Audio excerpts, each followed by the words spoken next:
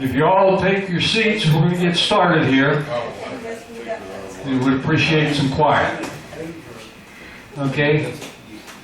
We've got a special guest speaker here who is a educator of some of the best veterans in the world. Okay? She teaches down in Austin.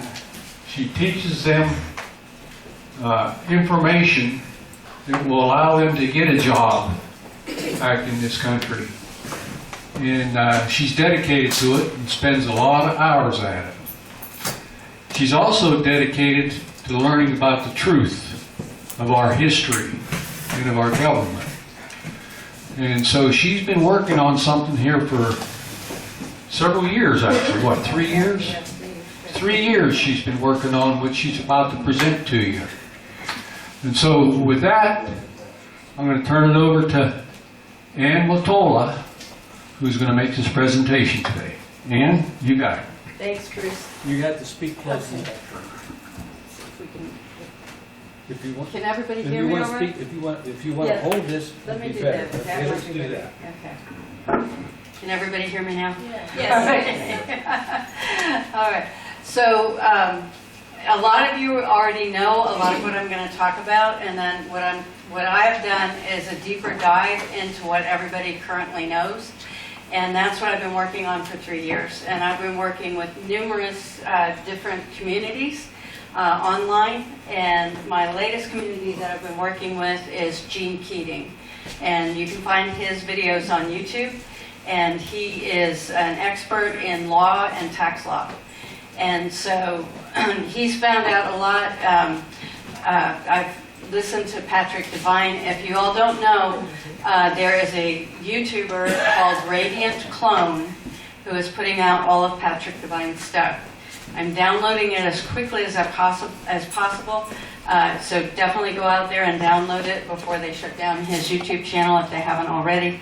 I know there was a few YouTube channels that were shut down like just a few days ago. Patrick Devine talks about all the courts and how to deal with the 1099s. Then I also, I haven't met Anna yet. We missed each other in Lamb Passes when she was here. But I work with her information as well. And so a lot of what you're seeing today, you probably already know from those groups. Also, Desi Andrews, who's been a guest speaker here as well. She's done a great deal of research on the War Powers Act, she and her son. So a lot of this research that you're going to see has come from others, and you may or may not have been with those groups or aware of those groups. And then some of it is things that I found on my own. The document you're looking at right now, this is something Anna's group found. This is actually a case information record for the federal court. I've noted District 5 since Texas is in District 5. And if you don't know where all those districts came from, they came from the Reconstruction Acts. The Reconstruction Acts were 66 and 67, and they have not been repealed. So Clinton put out that, oh, he had repealed the Reconstruction Act. No, he repealed a very small portion of one that did not affect anybody. So we are in District 5. District 5 courts, the District 5 courts are happy to say, oh, we're always on the side of the debtor. Okay, but look who the debtor is. So in this court record, and this is, you can go, this is Form AO 430. It's on the internet. You can look it up. It's right there. Okay, and this is for the court reporter to say where things happened on the tape. Okay, I put the location for Travis. And their location is Travis, County of Travis, State of Texas, because they're a district. You hear the words district or code, it's military.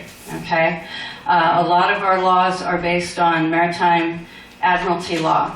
Okay, and what happened when we talk about what happened in 33 through 39, was they took all of the different areas of law and merged them. And that's why we have such a mishmash right now. And you go in and the court pretends to be one kind of court and they rule against you because you brought up maritime law. And they tell you the fringe doesn't mean anything, okay? So then they switch to another type of court if you argue maritime law, and then they switch to a third court, which is ecclesiastical. And so that's what we're going to talk about today. But I wanted you to know that by their own documentation, look here, who is the debtor? What is listed here? Plaintiff and debtor are the same. Government, plaintiff, and debtor are the same. So when those judges happily declare they're on the side of the debtor, they're on the side of the bank. The bank is the debtor. The government is the debtor. Yes, they're on the side of the debtor. They just make you think you're the debtor. You're not the debtor. Look over here. The defendant is the creditor. Now, if you're the defendant, don't they make you feel like you've done something wrong and you're being punished and, you have to go, put your nose in the corner, right? Okay? No, you're the defendant of your accounts. Okay? So that's why they call you defendant. You are defending your estate. You are defending your accounts. That's why you are the creditor. Okay? There's a place for other here. So a lot of people put priority creditor and holder in due course, which is other. Okay? Okay, and so you're going to hear me talk a lot about thumbs. So I've been spent many years in IT, and I always say when there's a problem in IT, thumbs are responsible. Okay? Well, who has thumbs? Only people have thumbs. Okay, well, unless you let chimpanzees run around their IT network, but people have thumbs, okay?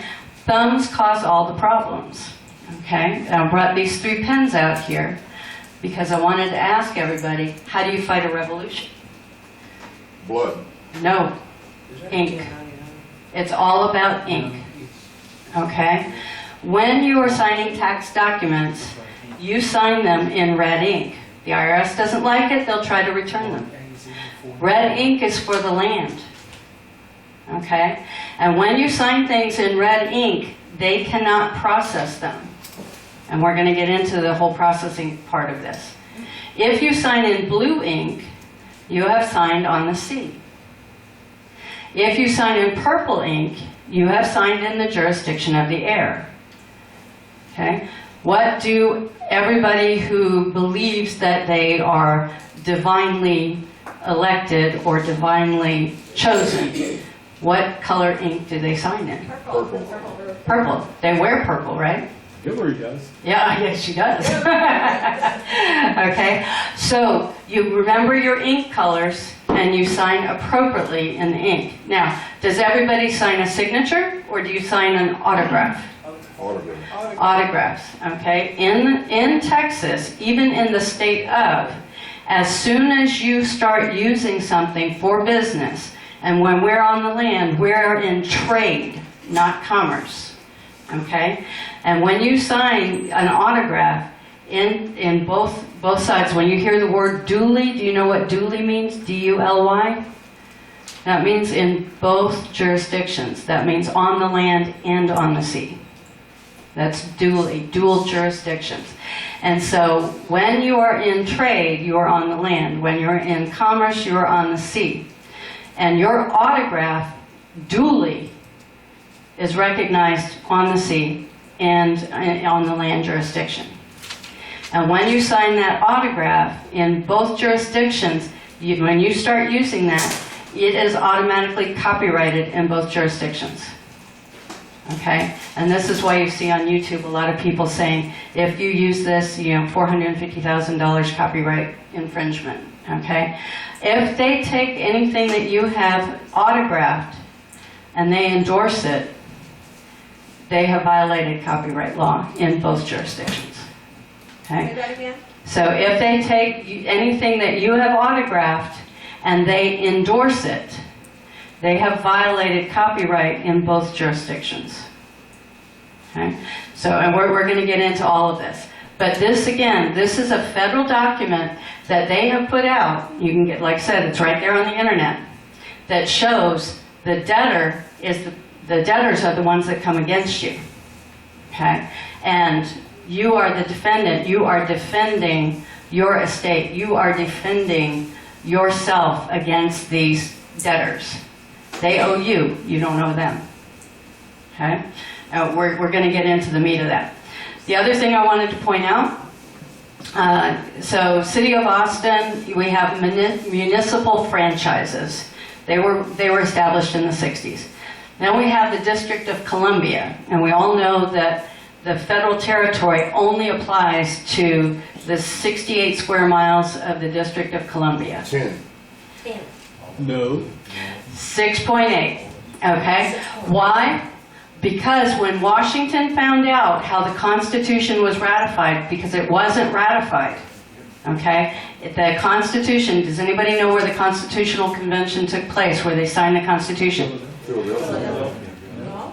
Wall Street. Wall Street is a part of the City of London. Okay? And that's where they looked at the Constitution and they signed it. And very few actually signed it.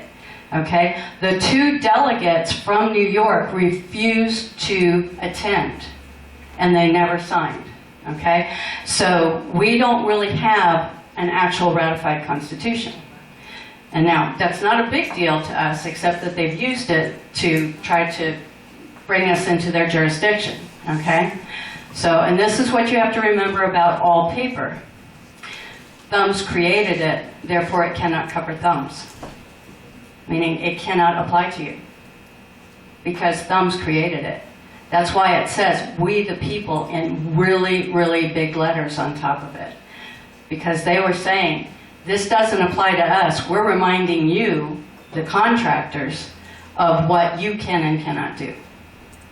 And that's very important to remember, because we, the people, are defending our land. We're defending our birthrights. We're defending our actual natural rights. And they're pulling us into these, and these are private tax courts. It's all, we all know it's corporations, but these are actually private trade tax courts that we go into, and their job is to get the money from us, whatever they can get from us, and give it to others. And so you'll hear, sometimes you hear about a court register. Okay, a court register is like a check register, where they keep money and then they split it up. Okay, so this is the other very important part of this, the situs. Okay, and you'll hear me as I go through. I'm sorry, I have like 300 slides, so I'm going to post them, but I'm just going to talk. Okay, so when you pause the video later, you can read the slides later. But there's a lot of information on them. So in the situs, and you see this, when you look at your property tax, when they send you the property tax, it's not all counties, but Travis County does have it on there. You look at your property tax and you're going to notice the word situs. Okay? Situs is from the Latin, it's a feminine Latin word called sita, S-I-T-A, and it means to be interred. So your property, according to the tax records, is a cemetery. It's where a body is interred. Okay? When you hear the word ad valorem, they are death taxes. Ad valorem taxes are death taxes. So when you go to court, you're actually not defending or you're not telling them that you didn't do it. You're literally telling them that they're charging you incorrectly because they can't charge thumbs. Okay, so when you think of a charge, don't think of it as a charge that you did something wrong. Think of it as like a charge to a credit card. It's a charge to your account. And what they're trying to do is get the money out of your account so they can divvy it up. Okay, so these are all the things that we're working on right now. I have a Foreign Situs Trust estate. It was authenticated by Michael R. Pompeo. That is the authenticated birth certificate that Anna talks about. So if you haven't authenticated your birth certificate, you need to do that because it proves that you are thumbs and the birth certificate is the thing being charged. That's the thing that's like the credit card. Okay, so let's go. All right, I'm going to do this way. Okay, so I need to give you a little bit of background before I get started. And that is my area of research, even though I've included everybody else's area of research. My particular area of research, give you a little background about myself. I have a bachelor's degree in cultural anthropology. I work in IT. In IT, we look for the root cause of everything. And so in looking for the root cause of why all these things are being done to us, why they feel like they can just drag us off the street, whatever they want to do to us, I was looking for the root cause. How can they do this? And why isn't anybody complaining about it? So what I discovered is that a lot of what we think of as the Catholic Church is actually not Catholics. Okay, so we have Catholic churches where people go and they're great Catholics, same Christians. We have all these churches and all these faiths, and the people are true to the faiths. The problem is the faiths are not true to the people. And this idea of Catholicos, this is a Jesuit idea. And the idea is that they want to spread their religion, their beliefs, throughout the population of the world, like yeast spreads through bread. And that's the definition of Catholicos. So that everybody should practice it, whether they know they're practicing it or not. And that's where all of the corruption has come from. Okay, so Margaret Mead is a hero of mine. She said, "Never doubt that a small group of thoughtful, committed people can change the world. Indeed, it is the only thing that ever has." And here we have a group, small group still, of thoughtful, committed people that want to change the world. And so you have to know that I talk up Republic of Texas in every group I'm in, because you all have done something that no other group has done. You have gone out, you have established yourselves, you have established yourself in the international community, you are practicing an actual government. Okay? All governments make mistakes. It doesn't matter. You're practicing an actual government. Government has always been do it yourself. It's always been DIY. And now that we have something overlaying our country, our actual lands, it's getting harder and harder to be DIY. So you all are to be commended just even showing up to these meetings. And I know we had problems with Zoom today.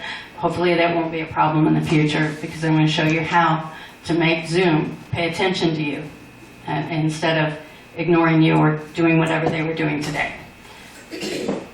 Okay, so this is the premise. The history of politics is religion. The history of law is religion. The history of all wars is religion. The history of language is religion. The history and divine legacy for a people is freedom. So, and I'm going to show you that the only way you can have slaves is to have religion. So, in this instance, the Catholicos is man-made. That's an idea they wanted to spread. Dust to dust is what we are, right? We come into the world, we're of the earth. We go out of the world, we're of the earth. Okay? So in the root of dust to dust is D-Y-E-U, and D-Y-E-U is Deu. And what does that sound like? Deus, deity. Exactly. So again, what we're looking at when we're actually looking at the corruption and everything that's going on, we're looking at an actual religious overlay. We have, and most people don't realize this, when FDR did the Banking Act of 1933 and the Banking Act of 1913, we went from 96% of revenue, or it was either 96 or 94% of revenue that came to the United States Treasury, or to the Treasury, U.S. Treasury, our Treasury, and only 6% went to the Federal Reserve. Okay, everybody knows the Federal Reserve banks are private, right? They have nothing to do with federal. So we had a split. In 33, 100% of revenue went to Federally Reserve banks. And that's one of the reasons, there were a number of reasons that FDR had to outlaw gold and silver and confiscate it, but that was one of them. Okay? And when they outlawed gold and silver, we went to a currency system, current, water current, okay? So we went to a currency system at that point. And in that currency system, there was no guarantee of any payment. So they came up with human capital. And they sold all of us to the Church of Rome. So it's not until the 1940s, 1950s that when you go into the Capitol building that you actually see the Roman fasces. Remember the little Roman fasces, the sticks with the axe at the top? You don't see Roman symbolism. That was brought in with Eisenhower. All of that. So we went from being an independent country and independent peoples to being part of what I call historically has been called the Holy Roman Empire. And in the Holy Roman Empire, we are defined very differently than we define ourselves. How many of you have heard that there is a dictionary that defines humans as monsters? Okay, that's Ballantyne's English Law Dictionary. Okay, it's very hard to find here. In Ballantyne's, under human, it says sea monster. Under monster, it says created as, looks like a human, looks like a human being. Okay, but is not. Okay, let's see. Oh, it's repeating. Hang on. All right. So I'm not going to go through all of this history. Again, you can read it when you're watching, or I can send a copy out to everybody. But our true problems started back in about 50 BC. So Julius Caesar. Prior to Julius Caesar, there were no Roman emperors. There was a republic and 2 consuls. Okay? The 2 consuls ruled jointly. They ruled for a year, and they were re-elected.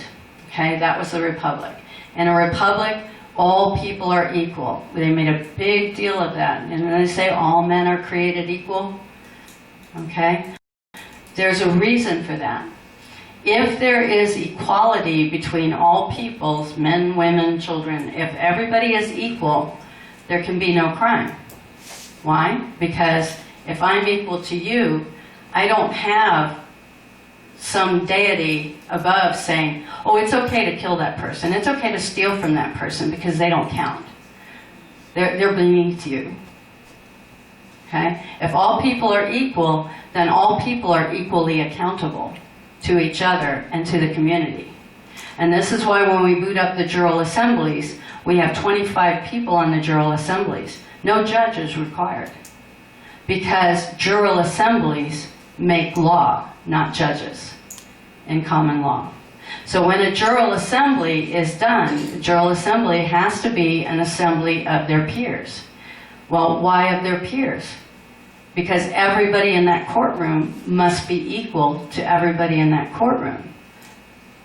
And if you're all equals, you're going to think very, very carefully about what's presented. You're not going to choose teams. You're not going to choose sides. You're going to think very, very carefully of what's presented in that courtroom, and you're going to make a decision on who you believe and who you don't believe. But in addition to that, you're going to know all the players involved, a jury of your peers. Jural assemblies come from the county. Jural assemblies should be coming from the community of the accused. And in the past, they did. And there was not a judge. So you hear all the time about, well, there's a circuit judge in town. Well, you had to hire that judge if you thought there was going to be a problem at trial. And the judge was a referee. They were there to keep everybody in line. Now we have a bailiff that does that. Okay, or in their system, they have a bailiff. The judge was there to be the referee, to keep everybody in line. And that's what the common law was, especially American common law. American common law was based on Blackstones. If you were going to practice common law, you had Blackstones, okay? And you paid attention to it. So when we go to court now, I've noticed now in the county courts, there's only 6 seats. There's not even a full panel of 12 in a county court. And if there's only 6 seats, that's 6 people. Well, if you were going to go in and you were going to bribe people, it would be easier to bribe 6 or 25. 6. Would it be easier to scare 6 people or 25? And where does the judge sit in relation to these 6 people? Up here, right? So what has the judge already established? Authority. Authority, and that you are not equal to the judge, right? But in a republic, everybody's equal. And again, I say, only in religion can you have slavery. Because religion tells you that there's a higher authority that says that all people are not equal. Some people are more equal than others. And those people define what that equality is. So when somebody in religious authority tells you that you have no authority because this guy over here has more money than you do, they've made something up. They've told you something that may or may not be real. They've told you something that makes sure that you yourself believe that there are people beneath you. How many of you have been confronted by somebody who confronts you because you're not wearing a mask?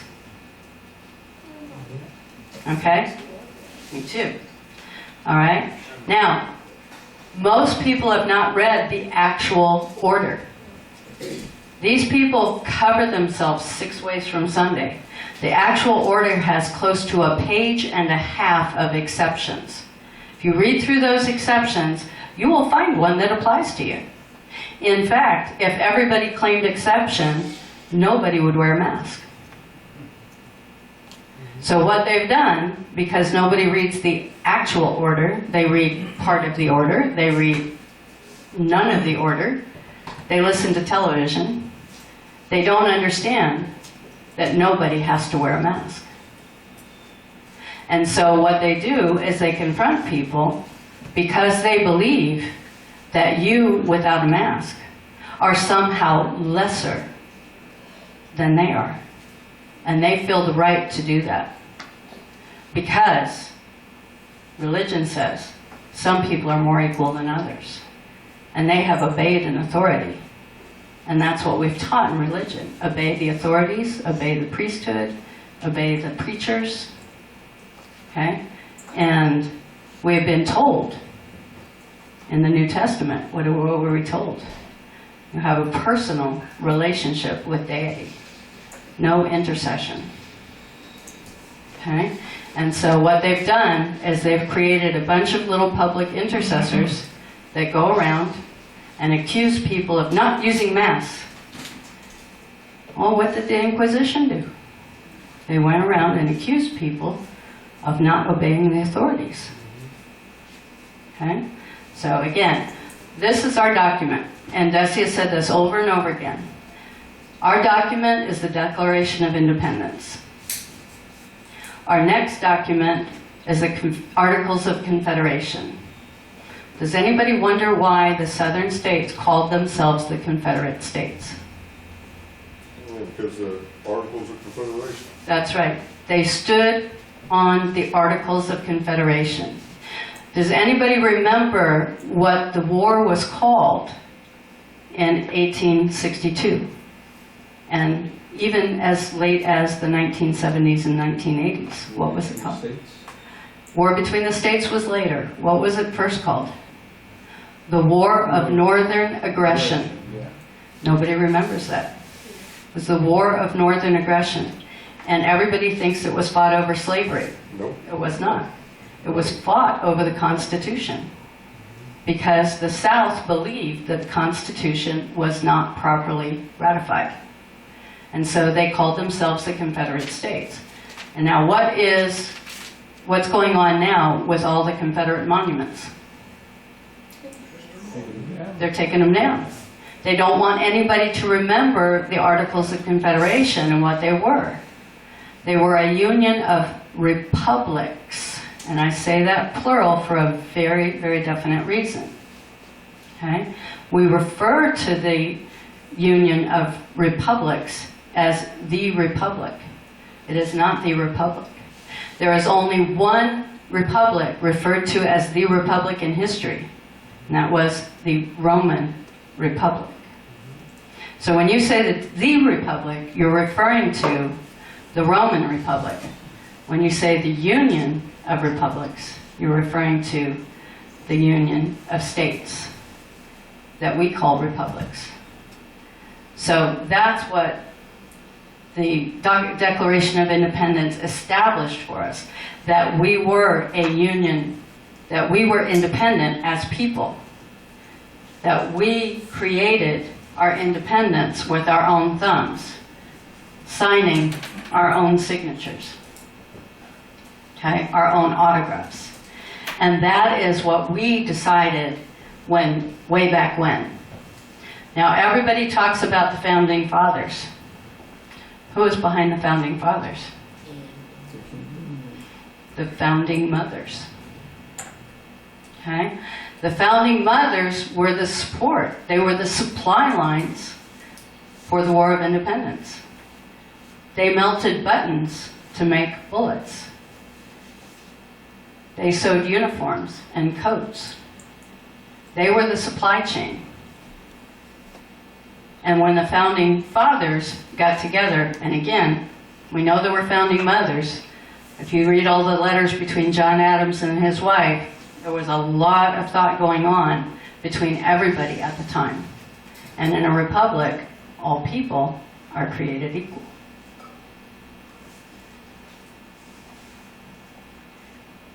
Okay, so we said from the consent of the governed.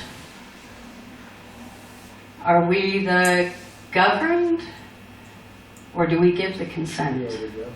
We are the governed. We are the governors. I'm not entirely sure that of the governed was the correct word. I'm not entirely sure that men was used. Because when they got to the Constitution, they didn't say, we the men. They said, we the people. Now, one of the things that happens all the time, and you'll notice this, is that they change the meaning of words, don't they? Okay? So back in the day, when we the people were rising, the word people meant nobility. It meant you were equal to other people of nobility. That's what a peer is. A peer is nobility. Well, how could they confirm or decide that they were nobility, that they were peers, and they were equals?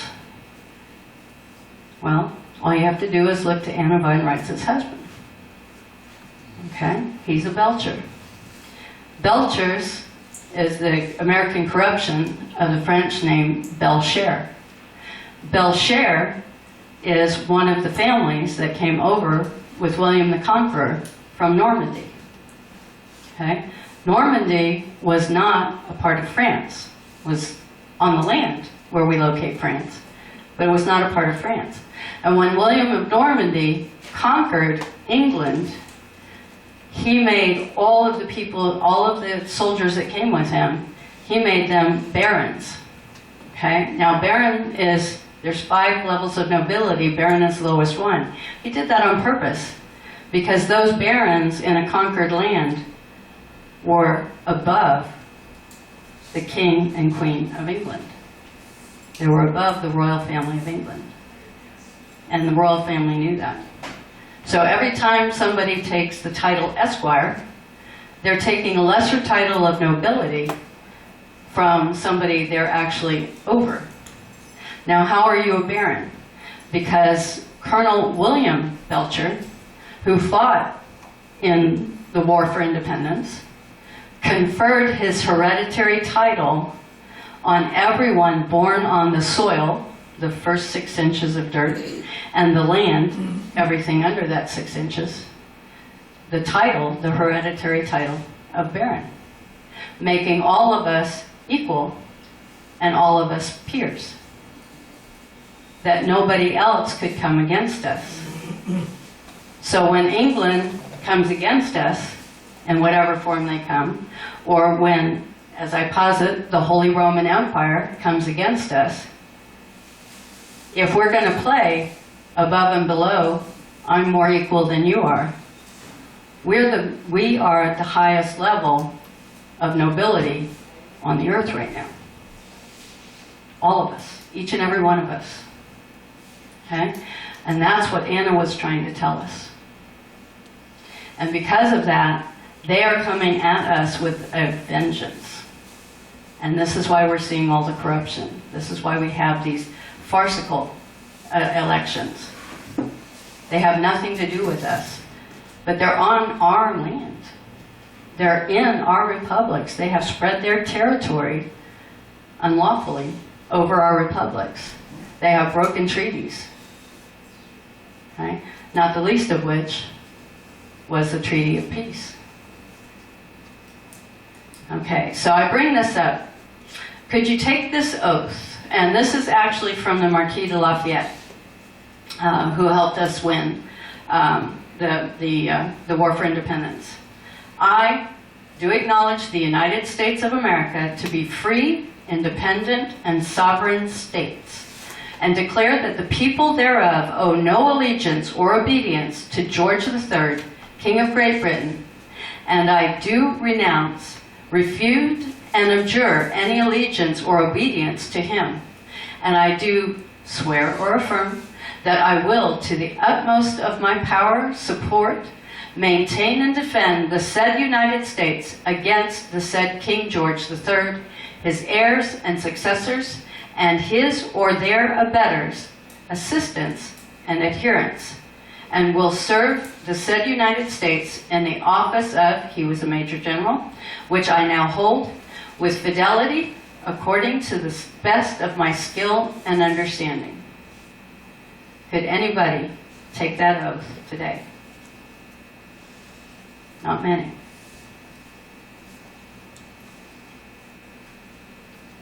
Okay, so in 1795, and again, this came from Anna. She and her team found this. It's called Penhallow et al. Versus Doan's Administrators. This was a Supreme Court ruling because the British kept taking American trading vessels as prizes. Okay, now this is 1795. The war's over. Treaty of Peace has been signed, but they're still taking vessels. Okay, and they're claiming prizes. This is a very interesting, I found this case very interesting because Justice Patterson actually gives a living memory account of how the Declaration of Independence was used for the War for Independence. And he goes through and he talks about the states, and he talks about what the rights of the states are as opposed to what the rights of even the federal government is, but also who should prosecute these prizes. And he said some very interesting things. Let me see if I can have that. Oh. Okay. Hang on, go back. There we go. All right. So he said, if they professed such the immediate question is whether Congress had a right to exercise by themselves, by their committees, or by any regular court of appeals by them erected, an appellate jurisdiction to affirm or reverse a sentence of a state court of admiralty in a question of prize or no prize. If they profess such an authority, it must be derivative and its source, either immediately or immediately, the will of the people. Usurpation can give no right. It was the will of the people, and the will of the people of the states that gave the authority to Congress. Congress can give itself no authority. Congress cannot expand its own powers. Okay, so the War of 1812 is incredibly important because that's when the British came in and burned down Washington. They burned down all of the papers. They burned everything they could find that proved anything that had happened in the War for Independence and thereafter actually occurred.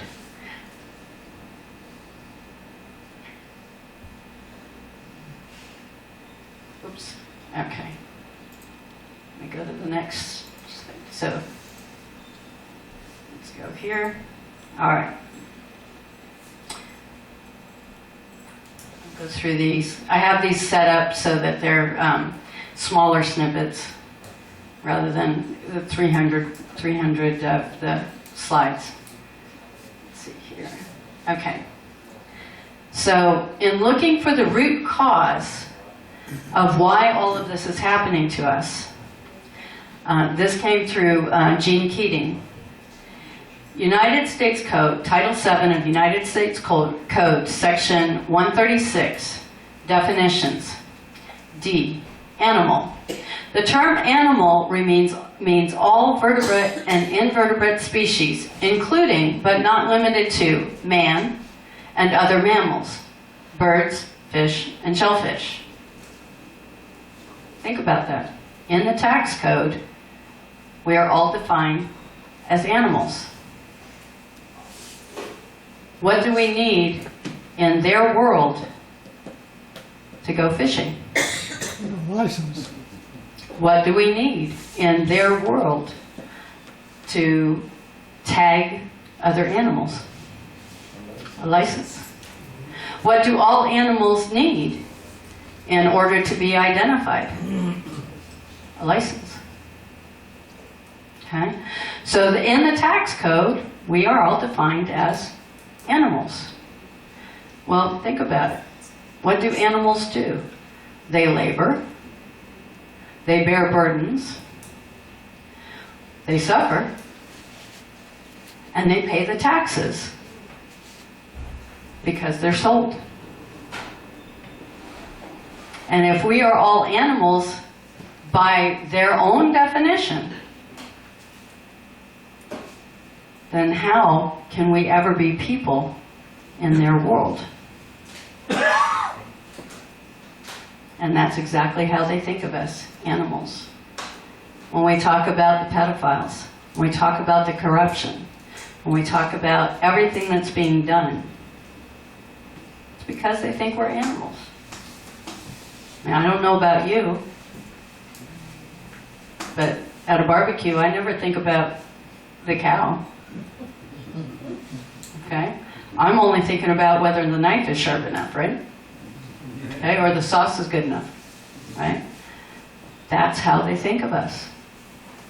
That's exactly how they think of us. So the pedophiles don't see a child. They see an animal. Okay? And because they were raised with a conscience, sort of, they believe that the child is inferior to them, and that's how the corruption starts. Or they believe that it's okay for them to do insider trading and offshore investing that nobody knows about because they're better than us. But that's exactly what turns on them. Then they can be blackmailed.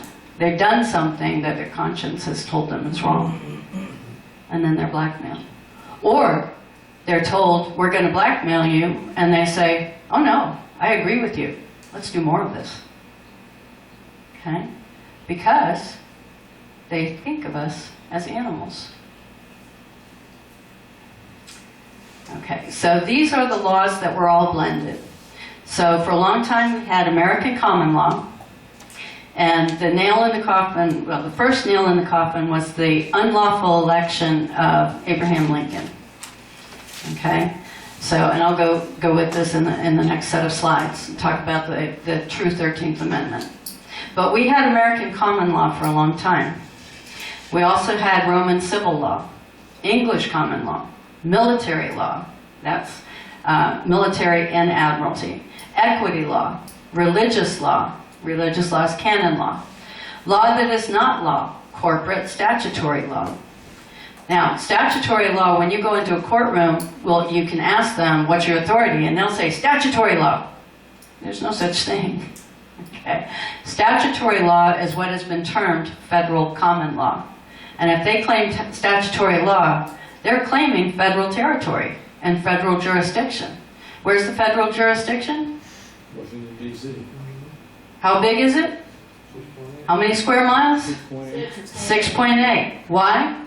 George Washington took back his donation of land when he found out how the Constitution had been ratified. He wasn't there. Yep. He wasn't there. He took it back because that was not the intention. And he knew who was behind Wall Street. Okay? And he knew who was behind that Constitution.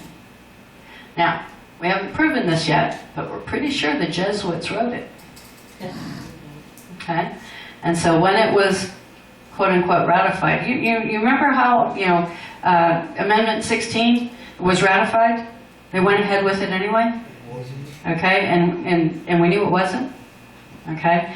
And they just waited until all memory was lost of that. People who were there at the time were no longer alive, right? And they just said, okay, everybody's responsible for federal income tax. No. Okay? So again, the corporate and the statutory law doesn't exist. Corporations have policies. They cannot make laws. Okay? I don't know if you all know about the Clearfield Doctrine. Clearfield Doctrine, government that behaves like a corporation is a corporation, not a government. Okay? So they can't institute laws. All right? So we have color of law. That exists everywhere. And then this is the thing that actually gets us. Lex fori. That means the forum of law. And they choose the forum of law. And the forum of law that they choose is called contentious jurisdiction. Contentious jurisdiction is ecclesiastical law. Now, how do they, here's the article, this is Amendment 13, the original one. If any citizen, and I'm getting to how they get this done. If any citizen of the United States shall accept, claim, receive, or retain any title of nobility or house, or, nobility or honor, or shall, without the consent of Congress, is Congress capitalized? Congress is in small letters. It's a republic. Congress is beneath the people, right? Congress is, there are employees. We don't give them a capital C. They get a little one.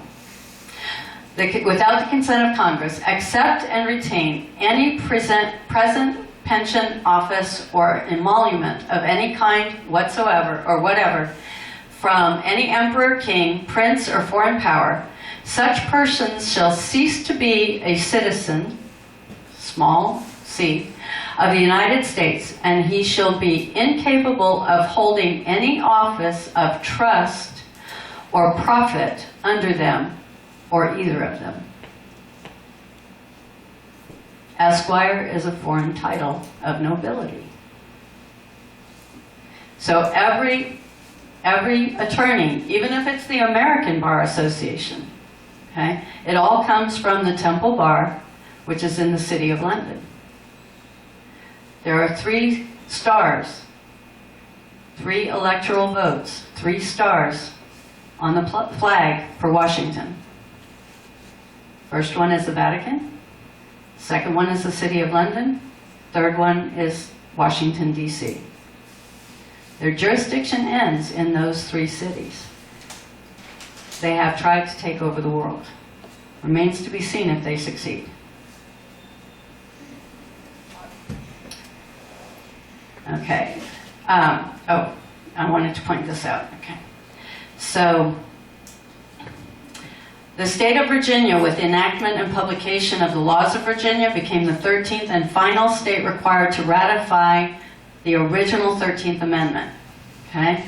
They gave notice in their revised code, and they notified the Department of State, Congress, the Library of Congress, and the President of their action by issuing to each a copy of the laws of Virginia. Now, Desi Andrews and her people found that in Virginia, and they duly recorded it in Texas. Okay? So we know that the original Article 13 not only existed, but it is here in Texas, and they are aware.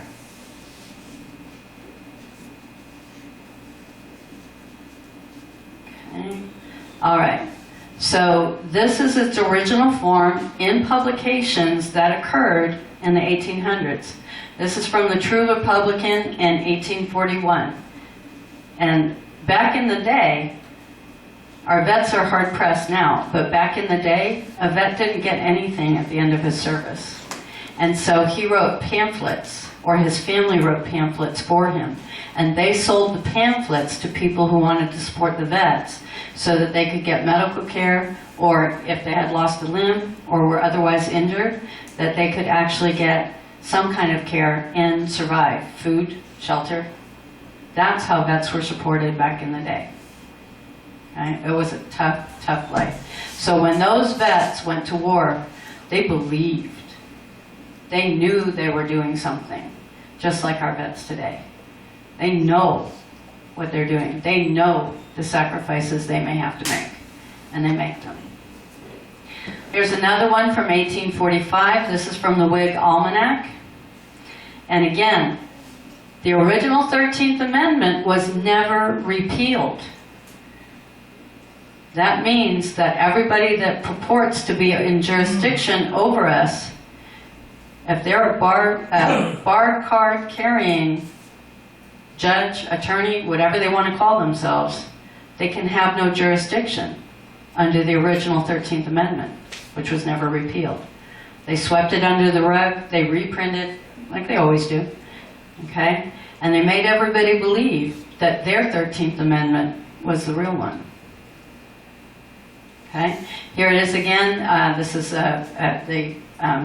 I pulled this out because it was so small, but it's here in the Whig Almanac on page 25.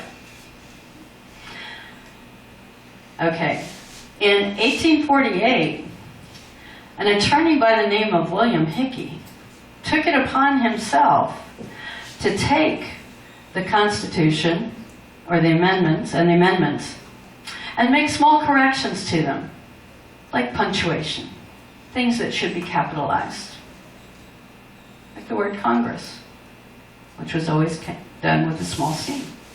And he made these, and Congress accepted these changes.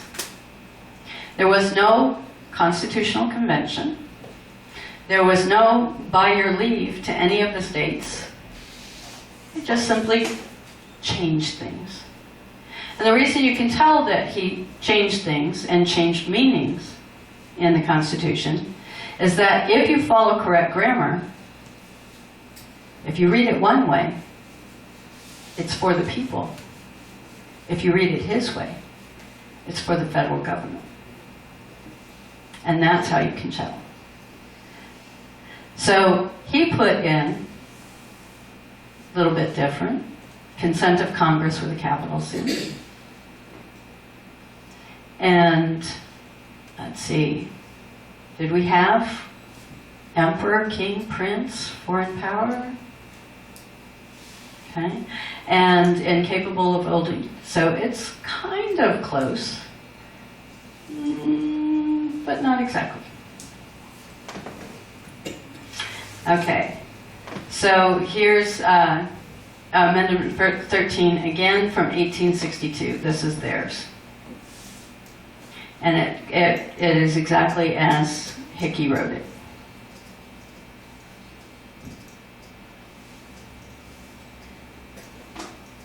Okay. I just wanted to give a bunch of different, to show you the different ones. Okay, now, they say the original Amendment 13 is, oh my gosh, it's fake history. It never existed. And yet we find it in the 1800s. We find it even up to the 1930s in the back of municipal code books. All right. So it had to disappear because after the Civil War, the war between the states, the War of Northern Aggression, because the North won, what happened to the South? Does anybody remember that history? They sent the generals in to rule the military districts. And the generals went in, and it was basically slash and burn. Then you had the carpetbaggers come in behind them. And a lot of people grabbed a lot of property and land that didn't belong to them. Now, the reason the 13th Amendment, the original one, is critically important is because that one could have impeached everybody in Congress as of 1860 on, including the president. And because they wanted to keep what they had, they didn't impeach the president, they just let it ride. And they kept the southern states out of Congress for every critical vote that required a quorum. 13th Amendment, 14th Amendment. And they weren't allowed to come back and participate in that Congress until they signed that they would vote the way the North wanted them to vote. They would be good. They would behave. The South was starving. So they did what they could for their people, and they capitulated. And when they went back, they found that the 13th Amendment made every criminal subject to slavery. And they found out that the 14th Amendment limited the rights of all citizens. And they also found out that the South was not going to be compensated for their loss of property because slaves were considered property. They said they were going to compensate them, but they didn't. So anybody who's a descendant of a slave is still property. And if they're a criminal, they can still be slaves. Does anybody know what the prison population distribution is? We have 18% population African Americans, Black Americans, and nearly 50% of the prison population African Americans, Black Americans. They're now criminals. They're slaves. If you've been in court accused of a crime, you're a criminal. You're a slave. But they did one better. In 1917, they created the Trading with the Enemies Act. Right? And if you trade with the enemy, you're a criminal and you're a slave. Well, which enemy were they talking about? When you read through the Trading with the Enemy Act, every mention of countries in there is Germany and Austria-Hungary. Where did the Holy Roman Empire get first recognized? Austria-Hungary. So, if we're American nationals on American soil and land, and we're trading with the Holy Roman Empire, we're trading with the enemy. And we're all criminals under their 13th Amendment.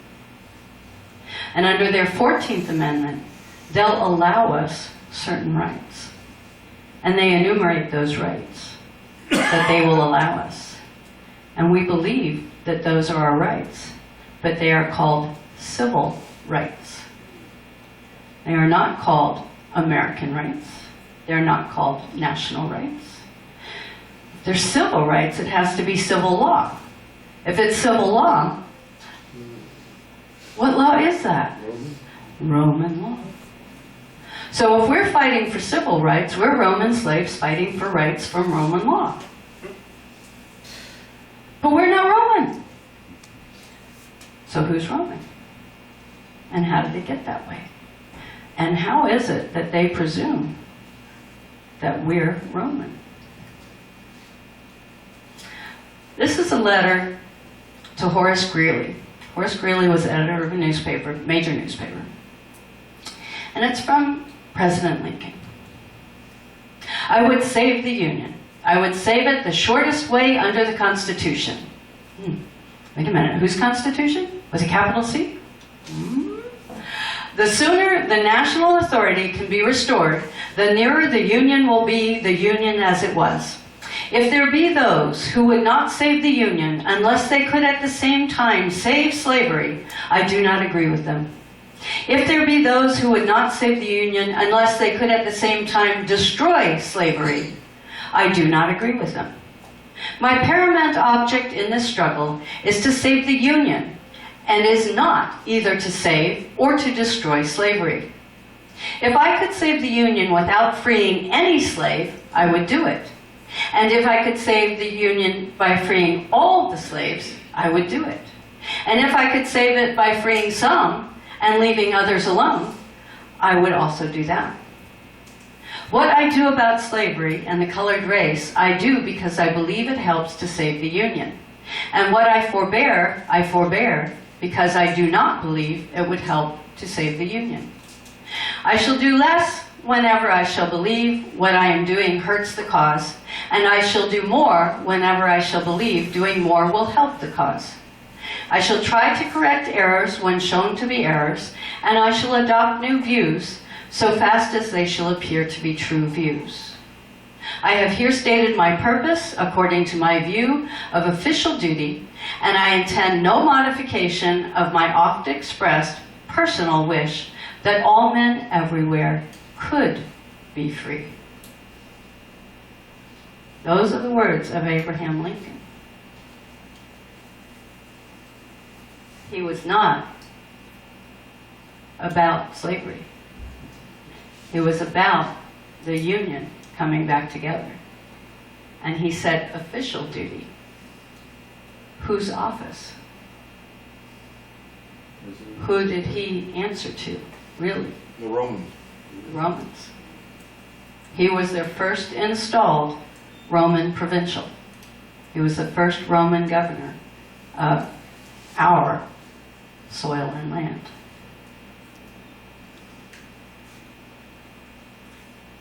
Okay, now we come to General Order 100. How many of you have heard of the Lieber Code? Okay. We are still operating under the Lieber Code. We are still under that. That order has never, ever, by any president, been rescinded or countermanded. Okay? So when you hear me talk about the president, I talk about the president, commander-in-chief. And when I talk about the president, commander-in-chief, it's all one title. Why? Because he's the president of a corporation, he's commander-in-chief of an army. So if you look back to history, and you look at Roman history, Rome always had 3 branches of government in one, ever since the Caesars and the emperors. And that was, the government was the leader, they were the executive branch, they were the judicial branch, and they were the legal branch. Right? So it was all in one, and always was. And when I was looking at this problem, trying to figure out what the root cause was trying to figure out how they managed to do this. How did they blend in 1939? How did they blend all of our laws into a single law? Equity, admiralty, common. They blended it all. Well, because it all became Roman civil law, which was always blended. And that's what FDR did to us. Sold us down the river. Headed for a 4th term. He was going to let the cat out of the bag. How many people know that he was assassinated? Yeah. Okay? Cyanide. What were the Germans using? Cyanide. Okay? So his skin was black. Closed coffin. Okay? And Eleanor was very careful never to talk about it. Okay? So again, what we're looking at, and this is what I call them, now I don't know that they call them this themselves, but it looks like they are the Imperial Rome Fides Cultus Deorum. Okay? And that means the cult of deities under Fides. Now, fides back in Roman times, in the Roman Republic times, she was a virtue, one of their virtues. You should be loyal, you should be honest, you should be ethical in contracts. What do we always talk about in the courts? They are contracts. We are being offered contracts. Are they being honest and ethical about the contracts they offer us? No. Why? What do they think of us? We're animals. They don't care. Doesn't matter. We're animals. If we accept the contract, great. They make money. If we don't accept the contract, great. They make money. Doesn't really matter. So again, what we're looking at is something that has very insidiously, over time, taken over our country. Now, the cool thing about this is that they have no authority, except what we give them. That's why it says the consent of the governed. Okay? And it's there. And again, I'm not so sure governed was what was originally there. Does anybody know what the #1 product the Library of Congress buys from China? Aged parchment. Everything you see, remember National Treasure? You had to go down into the vault and get the real Declaration of Independence. Okay? Probably wasn't the real one either. If you're buying that much aged parchment from China, what are you using it for? Oh, well, that's for the fakes that we put out, just in case somebody wants to steal them. Have you ever been in the National Archives? You've seen the kind of security these things are under? It's impressive. So nobody's going to go up and try to smash and grab for the Declaration of Independence. Okay? And if they did get it, there's no provenance for it. All of the Declaration of Independence went out. Does anybody know what happened? Which one was it? We had Lewis and Clark. Which one came back second? Is that Lewis? The second one that came back, he was at an inn, and somehow he tragically committed suicide with 2 bullets. Okay? So that, they think, was the last copy of the Declaration of Independence because they took one with them west. So we don't really know what the Declaration of Independence really said. Okay? Now, I want to talk a little bit about the words man and woman. These guys are all about words. They're all about deception. The word man is short for manservant.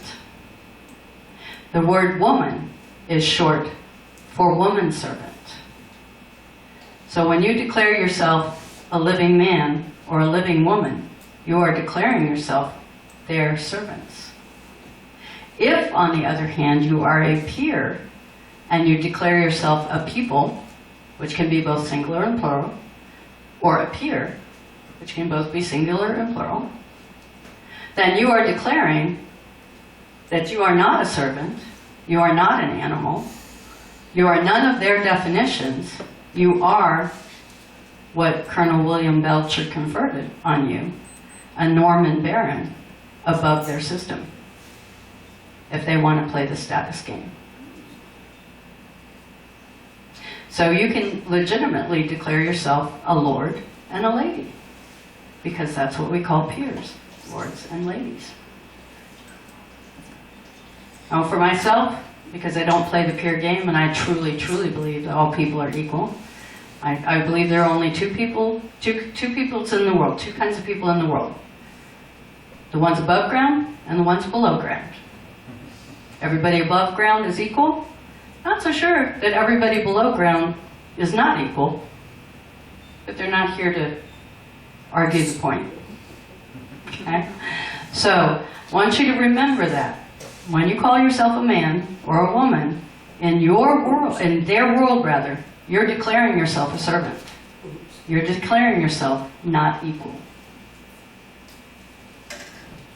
So are you going to tell us what we should declare? You should always say, when they ask you, I'm a people. All people are equals. You can say, I'm a peer. I've tried that a couple of times. They just look at me like I have two heads. They don't know really what that means. But when I say I'm a people, they go, oh, you mean you're human? No, I'm a people. You mean you're a woman? No, I'm a people. Well, people is plural. No, I'm a people. Go look it up.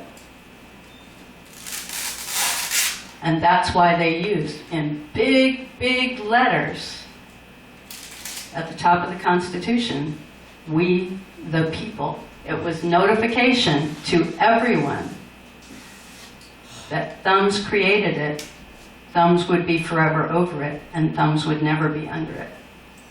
I have yet to see any paper lift itself off of any surface and cover somebody with thumbs. Okay? So remember that. We don't argue that we're under the Constitution. We argue that they are under the Constitution.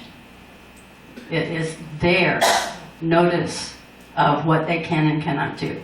Anything outside that notice is their liability, not ours.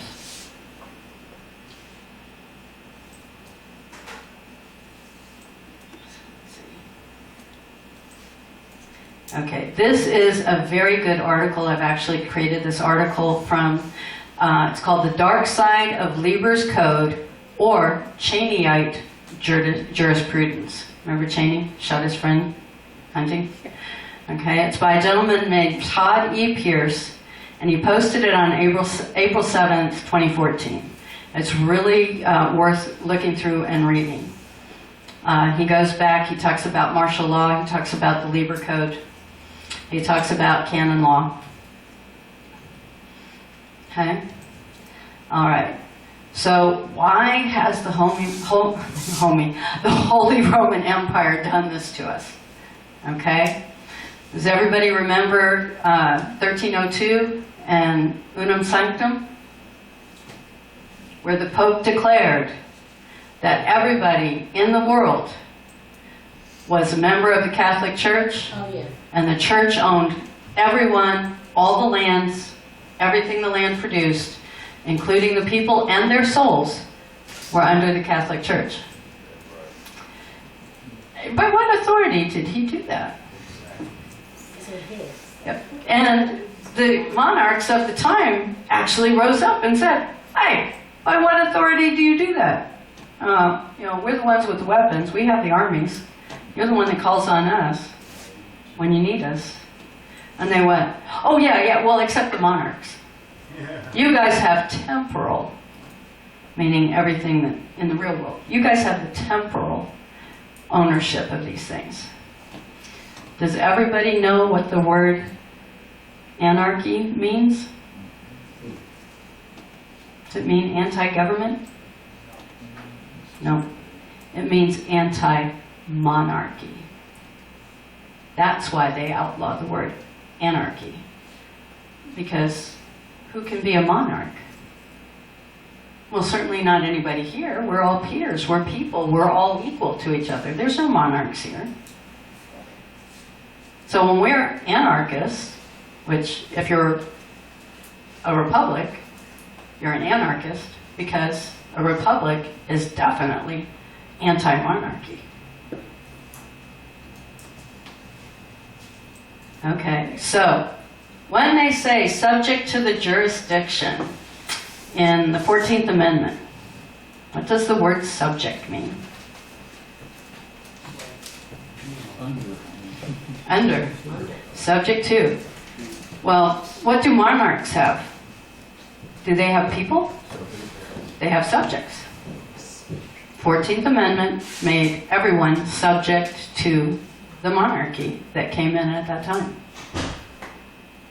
And we were all subject to Congress and the executive branch because all slaves are owned by the executive branch.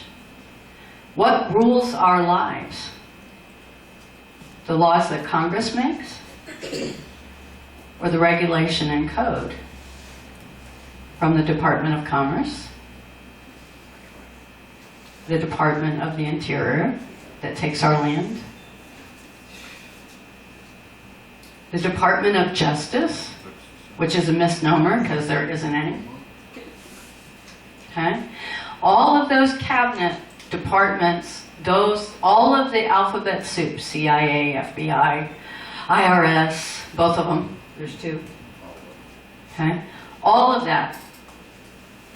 We're subject to all of that, not because they were laws made by Congress, which was the only thing that we authorized in those 19 enumerated situations. We are governed by all of them. When you get stopped by the police, is that a law that Congress made? Is that a law that the Texas Congress made? Pretty sure I never saw that. You know, you need a license to drive a horse and buggy back in the old days, right? 1836 Constitution didn't say that. Right? So we're not under congressional laws. We're under everything from the executives. Why? Because Trump, good or bad, is Farmer John.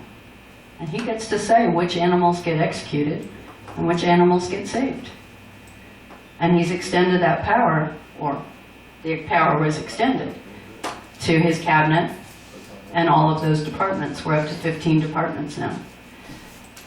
Department of Homeland Security. Do we feel secure? I do. Do you? Yeah, I got my side armor. Oh, good for you, yes. There's a reason the Second Amendment was written, okay? I use that a lot. Yeah, good, good. Because the Second Amendment, they knew in England when all of the guns were taken away in England, the English people had no choice but to obey. Because guess who can get their hands on firearms when needed? Not just the military, but the police. Okay? To serve and protect. Serve who? Protect what? Policies. Yep, not us. Policy enforcers, police, policy enforcers, right? Now, I say that with a lot of love. There are a lot of cops in my family. We have a lot of firefighters in my family, teachers in my family. I would never, ever do anything to harm a cop or an individual. Because, whether they know it or not, they too are people. They too are peers. And for us to hurt them is violating our very own code, our very own laws, natural law. So we don't go after them. We educate them as best we can.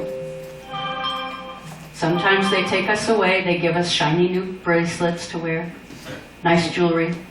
And sometimes they take us away and we have to handle it in a different way. Okay? But remember, all of the people that you're probably angry at, very angry at right now, don't understand that we're all equals. They've been fed a lie that people are not equals. If they were born on the soil and land of our 50 republics, they are people.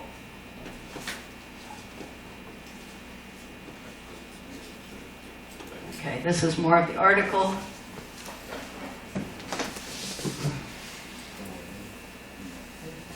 Is that jargon? Let's see here. This you can read through.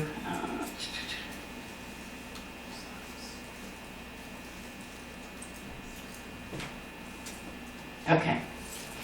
So here's Title 7, United States Code, Section 136. What did it say? What are we? Animals, okay? You need to remember Title 7, United States Code, Section 136D. I've got to go. Okay, that's the animals. So, Ballantyne's Law Dictionary, 1948. Human being defined as follows. See monster. Same dictionary. Monster is defined. A human being by birth, but in some part resembling a lower animal. Not even just an animal. A lower animal. Serpent? They never said. Okay? So people is defined as, also from Ballantyne's, the state, the nation, any consolidated political body, the subjects or inhabitants of a nation. Subjects are what? Slaves under the monarchy. People of the United States, the sovereign people. Citizens, capital C. Valentine's New.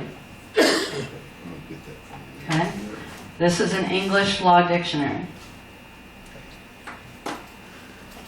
Okay, I want to talk, this is a short video about the Reconstruction Acts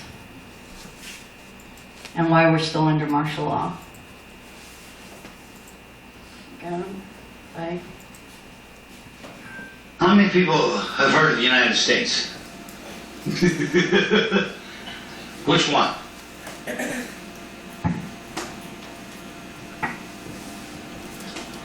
This has 3 separate legal meanings. Which one are you talking about? Okay. Well, I'm calling it. Let's see where it is in the middle of this thing.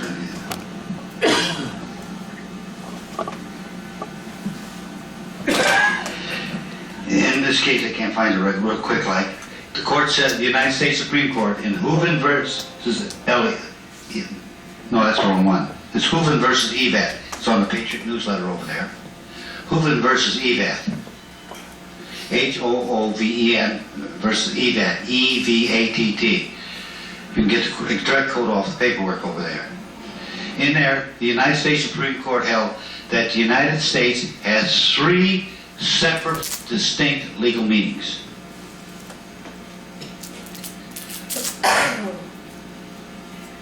One, it means a nation amongst nations under international law. One, it means the District of Columbia and the territories over which the United States is sovereign. And the other one, it means a collective name of the sovereign states and the federal government included. The collective name. Which one are they? Which one bring charges against me? You do your admissions. I don't understand the meaning. The court says this. You write them a letter and say, the court says this. I want to know which meaning of the United States you're talking about here. And they got to come back and tell you. Do your request for admissions. And if you want to be really, really nasty, I can teach you to do that too.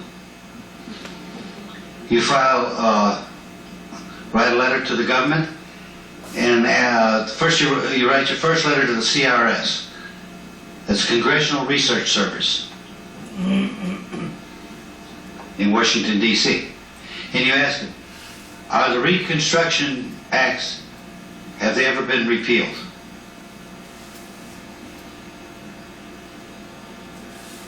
They can write back and say, no, they've never been repealed. Then you write them a second letter. If that's the case, under the Reconstruction Acts, all the states lost their sovereignty. And we're now federal territories and federal enclaves under the Reconstruction Act under martial law. Is that correct? And they can write back and tell you yes.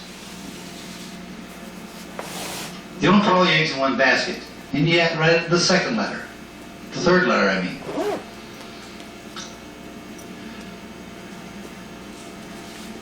Didn't you say, is the president signing these executive orders as he's signing them under the authority of the Reconstruction Acts, under martial law? And they'll say yes. Now you got it. You take those 3 letters, IRS come after you, or you want to go after them, or whatever, bingo. We're under martial law, you know what I mean? The wartime footing. See, you set them up. You do one step at a time. You do a letter writing campaign. Steve knows pretty well how I do letter writing campaign. Very effective, aren't they? Yes, they are. We. Okay, I'm going to stop it there because he gives some more explanation. But with those letters, he has proved where everybody says, well, it's the gold fringe on the flag. It's not the gold fringe. It's the Reconstruction Acts and the orders that presidents are signing. They are not orders under our system of government. They are orders under military law. Military law, where they said Order 100, right? General Order 100. Military law that was set by an unlawful president. Microphone. Oh, I'm sorry. Apologize, thank you. They were waving at me at the back. So what he was saying was that those 3 letters that he got from the Congressional Research Service, which you can still ask and they'll research it, is that the Reconstruction Acts were still enacted, they hadn't been repealed, that the Reconstruction Acts themselves are what we labor under, and that the authority for the president to do executive orders, to execute executive orders, is the Reconstruction Acts. The Reconstruction Acts were enacted in 1867, 66, and 67. In that enactment, we didn't have an actual sitting government or an actual sitting Congress because we had an unlawful election with an unlawful president that unlawfully ordered the Lieber Code, or General Order 100. So in knowing that, and knowing that you're a people, you can always come against the empire. And you can always come against any court. All courts are tax courts. The meaning of bench is bank. And anytime you have a single judge sitting there, that judge is an administrative banking, or administrative banker, not a judge, not a court. They're courts of contract. They're called courts of contract. They are not courts of record. Okay? So also in that, what you need to know about Texas is that every judge, no matter what they call themselves, judge, justice of the peace, district, whatever, in Texas, every judge is a magistrate. Okay? Magistrate is a very, very important word.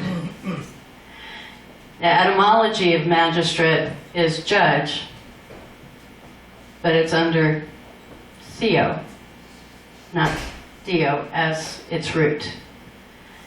Theo is judge, but theo is the root for religion. It is not the root for deity. And it literally says that theo is the root for God. Okay? And God is not the word you think it is. Okay? I'll leave that for the moment. Okay, so the important thing about this and the Reconstruction Acts is what in 1869, Ex parte McCardle came before the Supreme Court. And Congress did not want the court to strike down the Reconstruction Acts. And so Congress, now get this, Congress repealed habeas corpus to eliminate the Supreme Court's jurisdiction over the case. Okay? That's significant. As long as habeas corpus is repealed, the Supreme Court actually has no jurisdiction over any case it ever hears. Because nobody can get themselves out of the jurisdiction. That's what habeas corpus is. Produce the body. That's what it means. Produce the body. Well, when we go to court, is a body ever produced? Who did I hurt? Where's the body? What people did I hurt? What property did I hurt? Where is it? Well, habeas corpus is still repealed.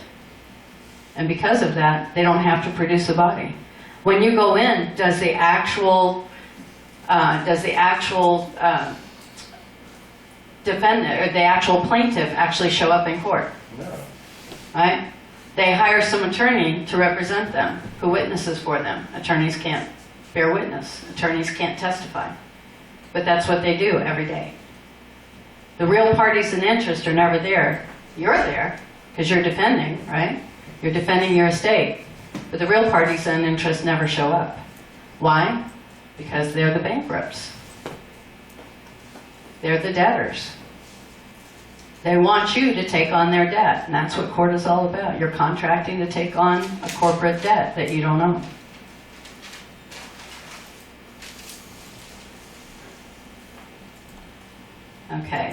So when you look at, and I've gone through each and every one of the amendments. Oh, this is important, real quick.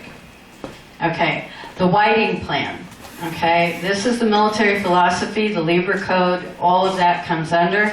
And it was William Whiting, and his work is the war powers of the president and the legislative powers of Congress in relation to rebellion, treason, and slavery. Now, he originally wrote it in 1862. It really wasn't published and distributed until 1871. What else happened in 1871? Washington, D.C. was established.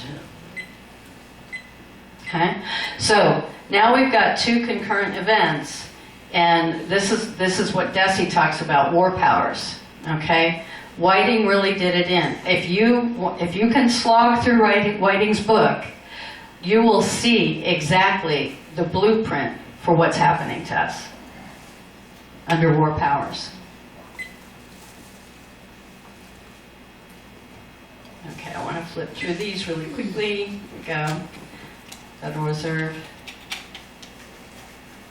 Okay, and what I did, I went through the, oh, this is the other big thing with the Supreme Court. Not only do they not have jurisdiction because of habeas corpus, they decided to include the doctrine, the selective incorporation doctrine. So they acknowledge some of the amendments when they make decisions, but not all of them. And the two that they leave out, most particularly, are the 9th and the 10th, which reserve all the rights of the people.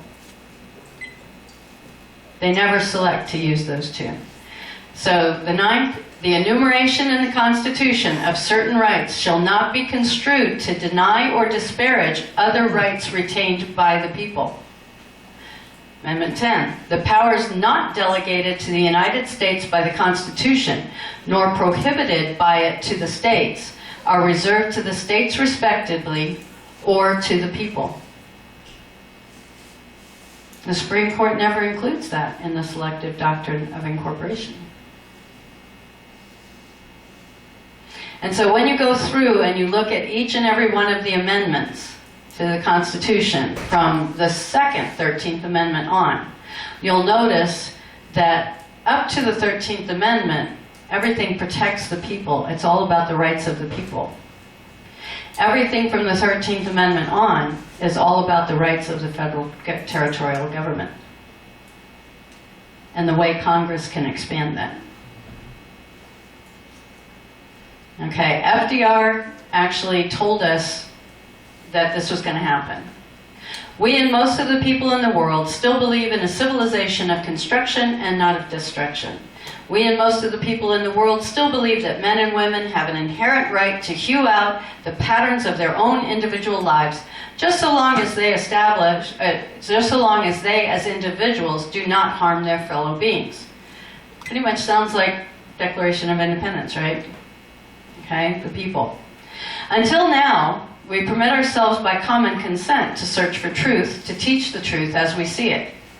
And by learning a little here and a little there, and by teaching a little here and a little there, to allow the normal processes of truth to keep growing for the well-being of our fellow man. Wait a minute, until now? What's changing? In contrast to that rather simple picture of our ideals, in other parts of the world, teachers and scholars are not permitted to search for truth, lest the truth, when made known, might not suit the designs of their masters. Too often they are not allowed to teach the truth as they see it, because truth might make men free. They become objects of suspicion if they speak openly. If they show an interest in new truth, for their tongues and minds are supposed to be mobilized for other ends. This has not happened in the New World, God willing. It shall not happen in the New World. What's going on right now? The truth has been outlawed. In what world does a truth get outlawed? Satan. Satan's world. Certainly not ours. Okay. So the Emergency Banking Act is what sold us down the river. The Securities Act is why we never see a penny, and they're making all this money. Okay, this is going back. I think these slides are out of order. Okay. All right. So when did the quest for truth become a crime? Truth became a crime when Amendment 1 became inconvenient.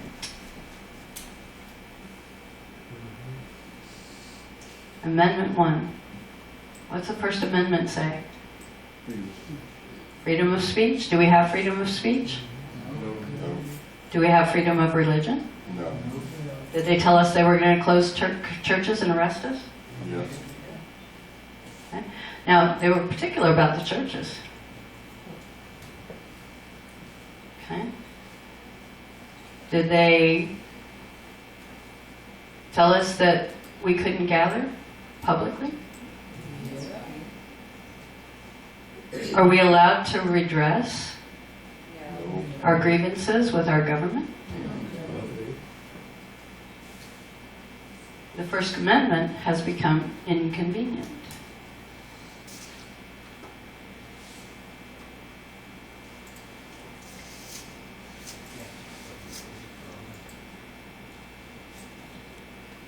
Okay, so I'm going to skip ahead. Does everybody have a dollar bill? Yep. Oh, yeah. Does everybody you know have a dollar bill? Pretty much. Can the poorest of the poor possess a dollar bill? It's not really a dollar. What is a bill?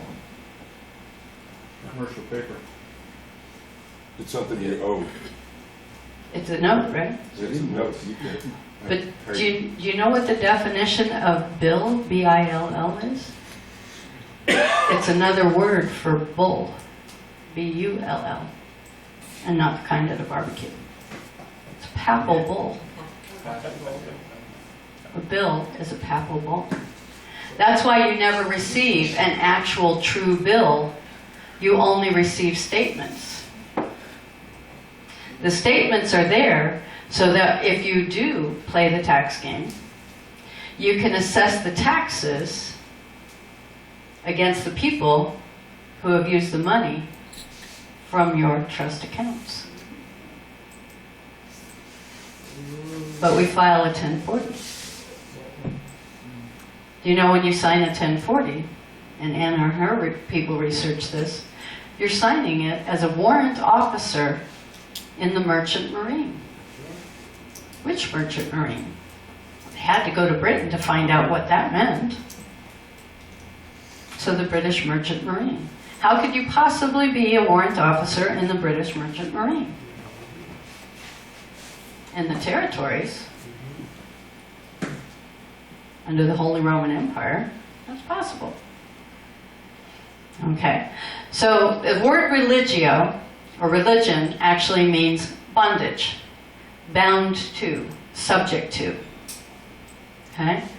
In 1933 through 39, Congress enacted a lot of legislation that bound us to a state religion.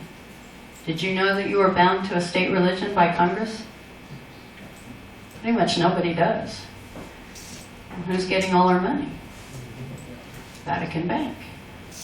Who's the head of all the banks? Vatican Bank. At least in the West. It's a little different in the East.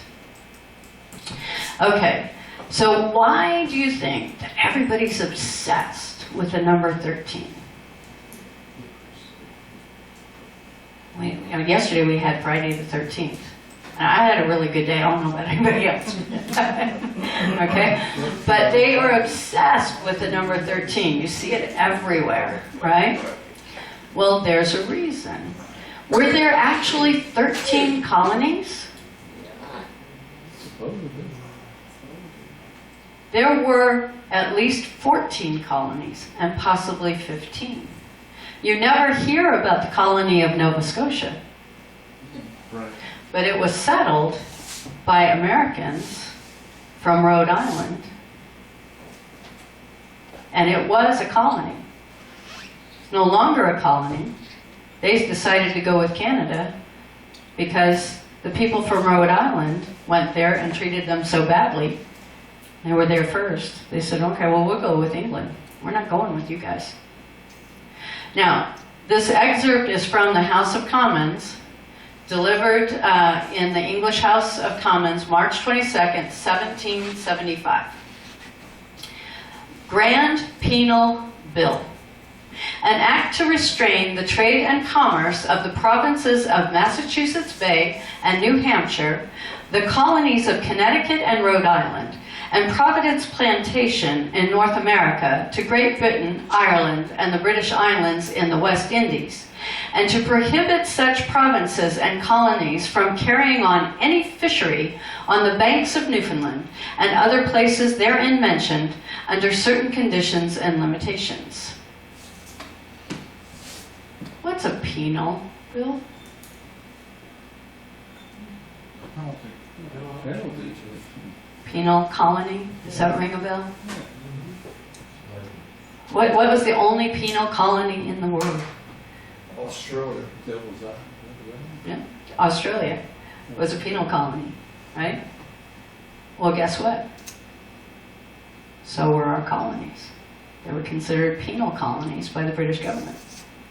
In their own words, penal bill, grand penal bill. Okay? So again, what are we under the code?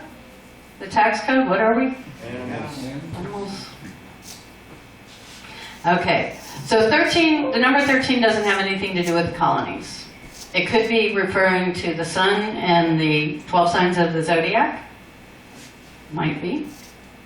The dollar itself is ubiquitous. But look what happens to the number 13 when you turn the 3 on its side. One world. It's actually the Greek letter omega. What's the first letter in the alphabet? 13 is the numerical representation of alpha and omega. Now why don't they tell us that? Well, 13 is easy to write. Everybody thinks it's a number.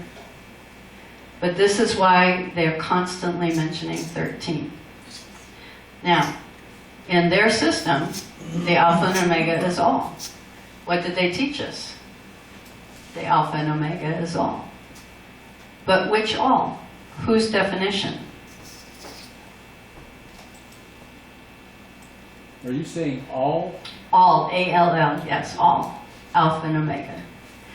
So in Roman times, the alpha and omega was represented by a deity called Janus. Now, you have to understand that before the 1500s, there was no letter J in the alphabet. So when you say Jesus, you're mispronouncing the name. Jesus. Okay? When they changed to the letter J, they made sure of two things. Julius Caesar made sure that all of the pagan and all of the mystery cults that he went after, he changed the calendar. So when they had to worship under the Roman calendar, they would worship their deities on the wrong day. By changing an I to a J, they made sure that everybody who was a Christian would worship with the wrong name. The Alpha and Omega in their religion is Janus. He's the gateway, he's the conduit. He is the one, the intercessor that allows the priests, the magistrates. The public magistrate means public priest in Roman religion. They allow the magistrates to talk to and communicate with other deities. He is always first. He is always last in any communication with deity under their religion. Janus, his gateway is also the gateway to war. In times of war, the Janus gates were kept open. In times of peace, they were closed. This is very important. The cult connection is the Capitoline triad. Jupiter, Juno, and Minerva. The founder deities, they raised fides, which was originally a virtue and ethic, to a deity. It was the only virtue they raised to the level of deity. Janus, again, opening and closing, Alpha and Omega, and then Saturn. Saturn, in Saturn's temple, they kept the treasury for the empire. So Saturn was the money.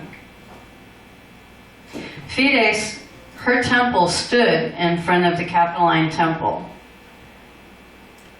And she was the goddess, or the deity, of contracts. Remember, fides, fidelity, ethics, and contracts.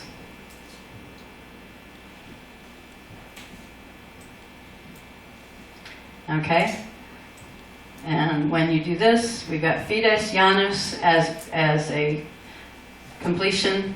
We have Jupiter, Minerva, and Saturn. And those 6 deities are the points for the Star of David. Okay? So all of these are the 666. These are what we talk about when we talk about the 666. They're called monas. Okay? Monas are duos. So Fides, Janus is a mona, Juno and Jupiter is a mona, Minerva and Saturn is a mona.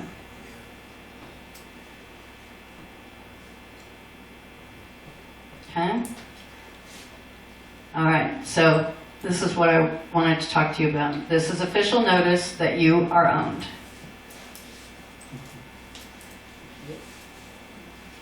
Okay. This is the number 1 on the face of a dollar bill to the upper right corner. If you'll notice, behind the number 1 is a spider's web.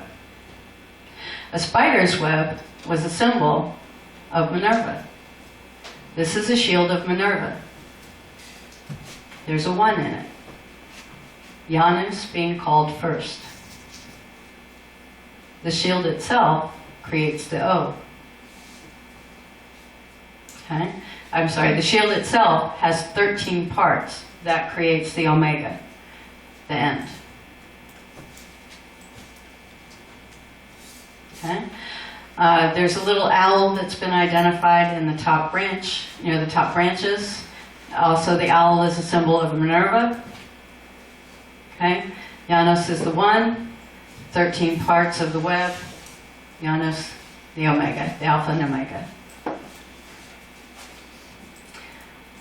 This is another of Minerva's shield. You'll know it's Minerva because behind it is the web. Okay? So again, the alpha and omega. In this instance, this is called Minerva Medica. She was the deity of medicine. And you'll notice that the acanthus leaves that are around the shield look like 2 snakes. What do we have on a caduceus? 2 snakes.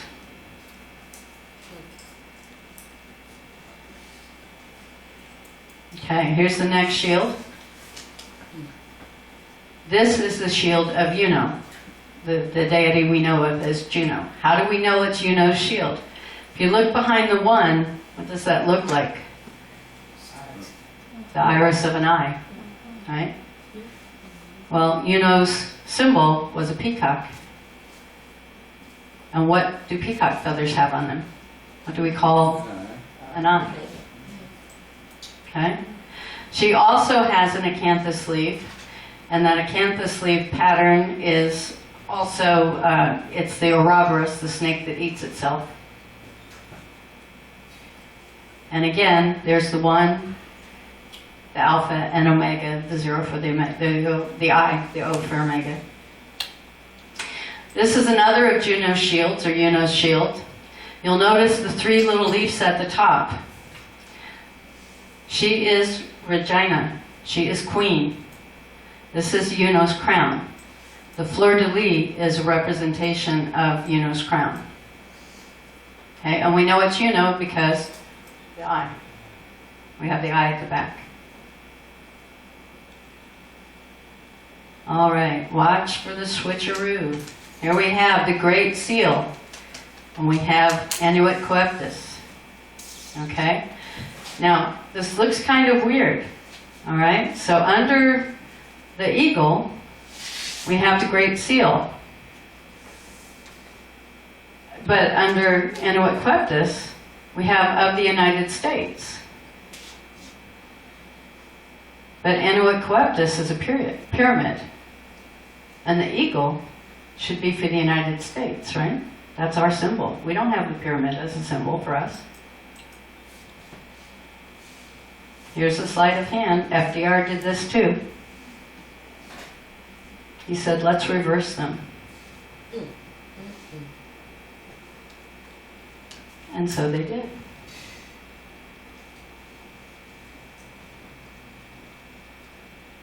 This should be the front of the Great Seal. And it is not.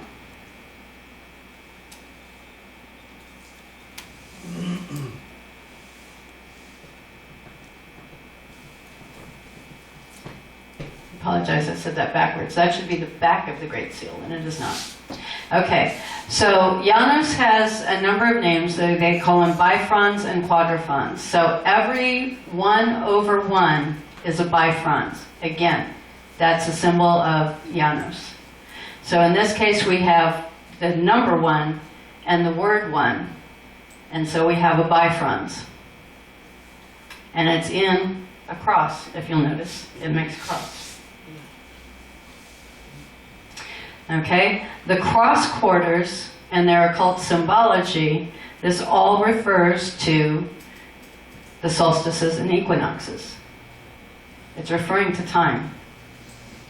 This is the Wheel of Fortune card that has all of the Roman symbology on it. Okay, the tarot cards came out of I think it was Crowley's group that started the tarot cards, these type of tarot cards. Before that, it was a parlor game, it was a card game. Okay, so this is the cross quarters. These are compasses. And on the bottom one, those are Runic Runes, and the runes are Gothic. Gothic is a very important language. During the Council of Nicaea, they were debating whether or not Jesus Christ was a mortal man. Up until the Council of Nicaea, Jesus Christ was not a mortal man, it was a concept. In the Council of Nicaea, they decided he was a man, born of woman. So the Gothic OE, which we see in Coeptus, it's not an OE, it's actually a Gothic symbol. And it means ancestral land. So on the back of your dollar bill, above the pyramid, it says Annuit Coeptus. And that OE is always counted as 2 letters. It is a single letter. And it means ancestral land. This is what we have on the back of our dollar bill. Does that look like a gate to you? On the back of a dollar bill, are those gates open or closed? Are they forever open? What do they declare every single year? What does every president declare every single year? War. The gates are always open. They've given us notice. We're always at war, which means we're always under military rule. As long as we got the Federal Reserve note. But the Federal Reserve note is notice to us. Remember, they have to tell us what's going on? Yeah. If we understood all this symbology, we would know what was going on. We would have risen up a long time ago, right? Not our war. We didn't start it. As people, American people, we've been at peace for over 150 years. We haven't declared war on anybody, nor have we engaged in it. Only the U.S. government. Only the U.S. government corporation has declared war. Okay, so the talismanic symbols on the back, on the reverse of the seal. Okay, so you'll see at the top you have the 13 stars. Okay, 13 representation for Janus, the number 13. Okay, around it, that has always been called a cloudburst. That is not a cloudburst. There are straight lines in there. Those are peacock feathers. And in fact, those are white peacock feathers. There are 14 of them. The 14 peacock feathers represent Juno. Do you know what one of her religious dates are where they worship Juno? February 14th. Valentine's Day. And that's why there are 14 feathers. That's one of her high religious days. Within this as well, we have a lot of the 13 repeated. We have 32 and 33 feathers, pin feathers in the eagle. You'll notice also in the olive branch is in the wrong claw. And they don't tell you that either. Pieces at the left, war is at the right. Okay, so again, they're looking at the talismans, and I go through all of the different talismans, the colors, everything in here, showing you that everything in there is propitiating. Oh, and so Juno's bird is the peacock. Does anybody know what Jupiter's bird is? The eagle. Okay, so again, everything that they're showing us is all this cult of Rome. It's the Fides cult. Okay? All right, so here's the OE, our land. It appears twice, so if you fold the bill, it says OE again from the 1. And at the bottom, it says 1 LLAR. That looks like a misspelling. It's not. It's from the Old Vulgate Latin. And in Old Vulgate Latin, LLAR was the word for home. In the Elder Frutact, Proto-Germanic, the OE means home. They are talking about Juno's ancestral home. Juno, spelled with an I, is unio in Latin, which means one. Coeptus is the return to Juno's ancient land. Lar is not only home, but Juno's domain as protector of women. We have even more talismanic symbols. And you know how they say that the word, the acronym on the back of the dollar bill for Annuit Coeptus is Mason? It's actually Mona. It's still talking about those 3 pairs. Okay, so on the back of the translation that they talk about, so this is an actual translation of what they were talking about with Annuit Coeptis. It was a reference to a poem, an old Roman poem.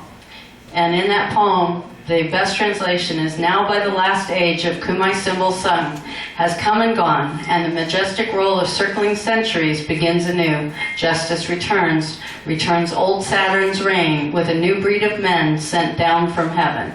Only do thou at the boy's birth in whom the iron shall cease, the golden race arise, befriend him, chaste Lucina, it's thine own Apollo reigns. This is actually referring to an astrological event. And that's when Jupiter comes through the legs of Virgo. When Jupiter does that a number of times throughout history, we get to a new great year. So galactically, we're in a great year. And in Hindu, they call the very last portion of that the Kali Yuga. In the West, they call that the Iron Age. Okay, the Iron Age was the worst corruption. People don't believe in faith. People kill each other. Wars happen. All of that. The Kali Yuga is the same thing. When the Golden Age, when the new great year starts, the Golden Age comes, and that new Golden Age produces people who are awakened. That produces new wealth. It produces peace.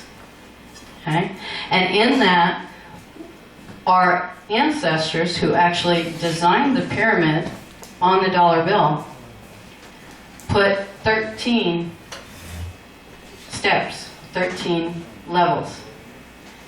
And each of those 13 levels represented a Baktun. The Baktun we know about because we told us about the Mayan calendar.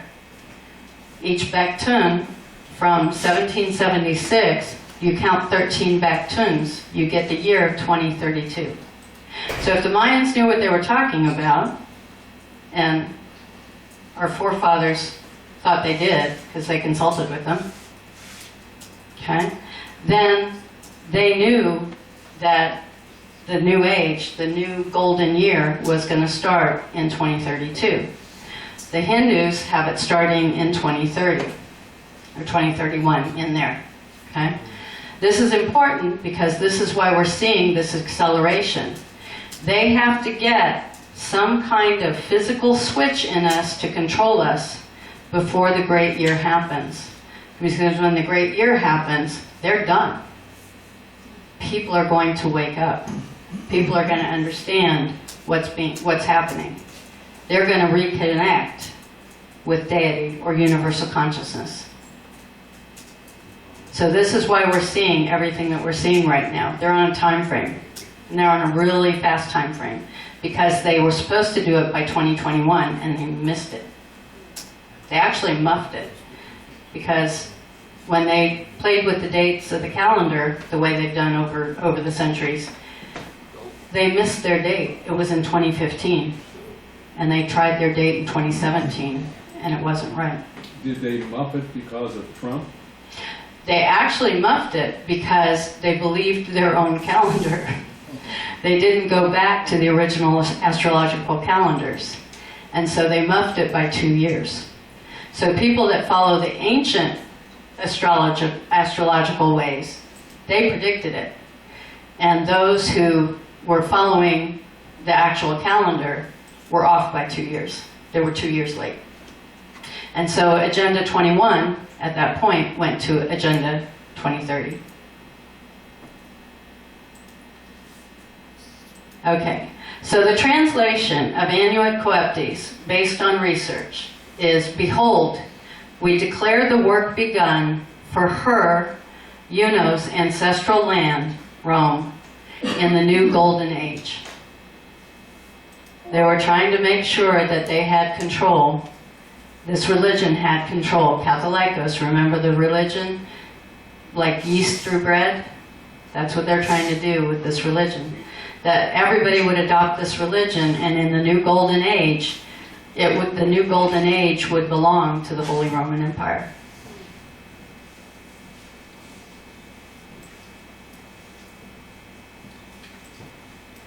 Okay, so Matthew says, "The eye is the lamp of the body. If your eye is good, your whole body will be full of light. But if your eye is bad, your whole body will be full of darkness." How many eyes do people have? What eye is he referring to? Third eye, pineal gland. Okay? Pineal gland is the transceiver and the transmitter between you and universal consciousness, or deity, or whatever you want to call it. Okay? We can be totally connected. Do we need a priest to tell us what's what? Do we need a preacher to tell us what's what? What did the Master tell us? You have a direct connection. Right? And what do they do to our water? Poison. What does fluoride do? Closes your third eye. Calcifies the third eye, right? Okay? They're trying to make it so that we cannot communicate and we need intercessors. Do we really need intercessors? No, we never needed intercessors. Do you know what hair is? What does that look like? Your antenna. That's your antenna. What do? They teach us to shave your head, wear short hair. What do they do to men? Shave off your beard, wear short hair. If you don't, you're socially unacceptable. You're a hippie. What about bald? Oh, bald. Actually, you can operate without your antenna, but bald, if you get a live hair wig, might work. I'm not sure. Yeah, I don't know how bald works, but I do know that I have bald friends who do communicate and are perfectly fine without their antenna. Okay? So they're talking about the lamp, and in in the Old Testament, they talk about the lamp. What did deity create on the first day? Light. Let there be light. What did he create on the sixth day? And what else? Created the sun, the stars. If he created light on the first day, why did he need to create the sun and stars on the sixth? Let there be light. Pineal gland. Did you know what the pineal gland looks like? Pine cone. It looks like a pine cone. There's a massive statue in Vatican City. You know what it is? Pine cone. What's on the top of the staff, of the Pope's staff? Pine cone. They are all giving notice that they're communicating, but they're not letting us do so. Because if we the people are equal, and we the people know our own truths, every truth is relevant. Every truth is truth, no matter how anybody else sees it. And they're telling us that their truth is the one we have to live with, not one that we ourselves know. And what did the Master teach? Know thyself. You are divine. So again, anybody heard the Book of Enoch or heard about it? Yep. Okay. So we think there were 166 books to the Bible, only 4 got in. Okay, and they're adulterated, obviously, but 4 got in. Okay. Book of Enoch was one of those books. Enoch means head of days. It's talking about a calendar. How many names of deity are there in the Old Testament? 72. 72 names of deity. Every single one of them, 3 letters. What do we always talk about? Trinity. Deity, 3 letters, Trinity. The Trinity is the pineal gland and the 2 nerves that connect to it. That's the Trinity. Do you know what's on top of the figure of George Washington in the Washington Monument? It's the 2 snakes in the sun that appear on the Osirian in Egypt. That was their representation of the pineal system. So our forefathers and our foremothers knew what they were talking about. If you study Freemasonry, before Pike, Freemasonry was based on Egyptian, not Roman, Egyptian philosophies. What they took out of Jerusalem, when the Templars left Jerusalem, what they took out was the Egyptian Book of Life and the Egyptian Book of the Dead. And they saw where the church had written the Bible from. And they'd Romanized it. They said everything was Roman. In the 72 names of deity, deity is actually the Ancient of Days. Again, talking about a calendar. If we did not have time, if we did not have watches, if we did not have calendars, what calendar would we use? The sky. If you had a clock, and your clock or your watch ran 125.25 minutes, would that give you any kind of actual clock? Or would it be constantly changing your time? Because you would always have that quarter minute. So by saying that we have 25.25 days to a year, they move the days of the calendar. And they move constantly, right? And then we have to catch up. We have that leap year that catches it up every 4 years. And then it starts, quote unquote, on the right day again.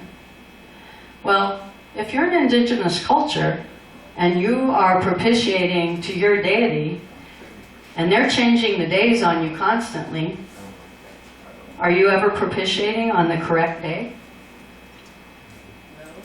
Not unless you're looking at the stars and you know what you're doing. Do you know that the only indigenous people left in this country who understand that and know that that's a calendar and know that that's the time clock are the Hopi Indians? And they're trying to kill them too. Okay? So again, in order for intercession to happen, they have to make sure that you can get no help from your deities. And when an indigenous culture did not comply and convert, they wiped them out. They couldn't have that kind of information lying around. Okay. So again, the science, actually mainstream science supports this. Oh, has anybody ever heard of gravity? Is it a theory or a law? Theory. It's a theory. It was a placeholder, and Newton said it was a placeholder because he wasn't able to figure it out. Okay? Have you ever seen anybody in, one of those things they use with pilots and they spin them around? Have you ever seen what they look like when they're going like 90 miles? Yeah, they're their face is pulled back. But we're on a planet that's spinning at 1,000 miles an hour, and that's what keeps us glued to it. I don't know if that's true. It can't be, because at 1,000 miles an hour, at 30 miles an hour, we're already feeling it, right? 1,000 miles an hour, we wouldn't be able to walk. We wouldn't get up. We'd be flat. Okay? Probably crush you. Absolutely would crush you. Okay? Now, on top of that, if we're not going on a planet spinning at 1,000 miles an hour, then what's going on? And gravity is a theory. It's not a law. A law is only something that can be proved by repeated experimentation, and it always works out the same way. That's when they declare it a law. So it's a theory. So there's only one thing that can explain why we actually stick to the Earth. You ever held two magnets out like that and watch them fly together? What do we have? We have a magnetic field around our bodies. We are stuck like magnets. So if we're stuck like magnets, does it really matter if the Earth is flat or round? No. NASA's already admitted everything's photoshopped. They say they get it from their satellites. Well, if their satellites are out in space, how did they make it through the Van Allen belt and all that heat? 2,000 degrees. What kind of metal are they making those satellites out of? So if you look at it logically and you actually look at the science actually proves that what they're saying is wrong, because they're not saying the science. So this is a famous quote: "Only democracy can remove freedom from a free people." Democracy is in the middle of the scale between tyranny and monarchy and communism and fascism. So when we talk about we're all for democracy, we're for slavery. It's all on the same scale. We're for republics. We're for freedom. Okay? We are not for democracy. And anybody who says they are is on the farm and we know which part of the farm they're on. That's the word they keep throwing at us about our democracy. That is. And everything is under the Department of Agriculture. So Desi had mentioned this in hers. Did you catch it? And that was that judges are paid by the Department of Ag. Why? Why are they paid by the Department of Ag? Because they're not the justices. Because they're not justices. They are running taxes. What do you see on the gas pump? Right? I said guaranteed to be correct, right? Well, what do they collect at the gas pump? Taxes. So what is the Department of Ag in the business of? Collecting taxes on farm products. What type of property has a cemetery on it? Backyard. Not just a graveyard. Family farm, family plot. Family plot came from family farm. So if your property is a situs, which means bodies are interred there, what is your property? Cemetery. It's a farm. It's a family plot. And this is important. This is why Department of Ag is over everything right now, as far as soil and land. Because they consider everything a farm, and you are animals on that farm. And the president is Farmer John. Well, he's Farmer Donald right now. Soon to be Farmer Joe. But they're all farmers. So, in the calendar, you can actually count the vernal and autumnal equinoxes. If you kick out the 365 days, they actually fall on the same dates every single year, without fail.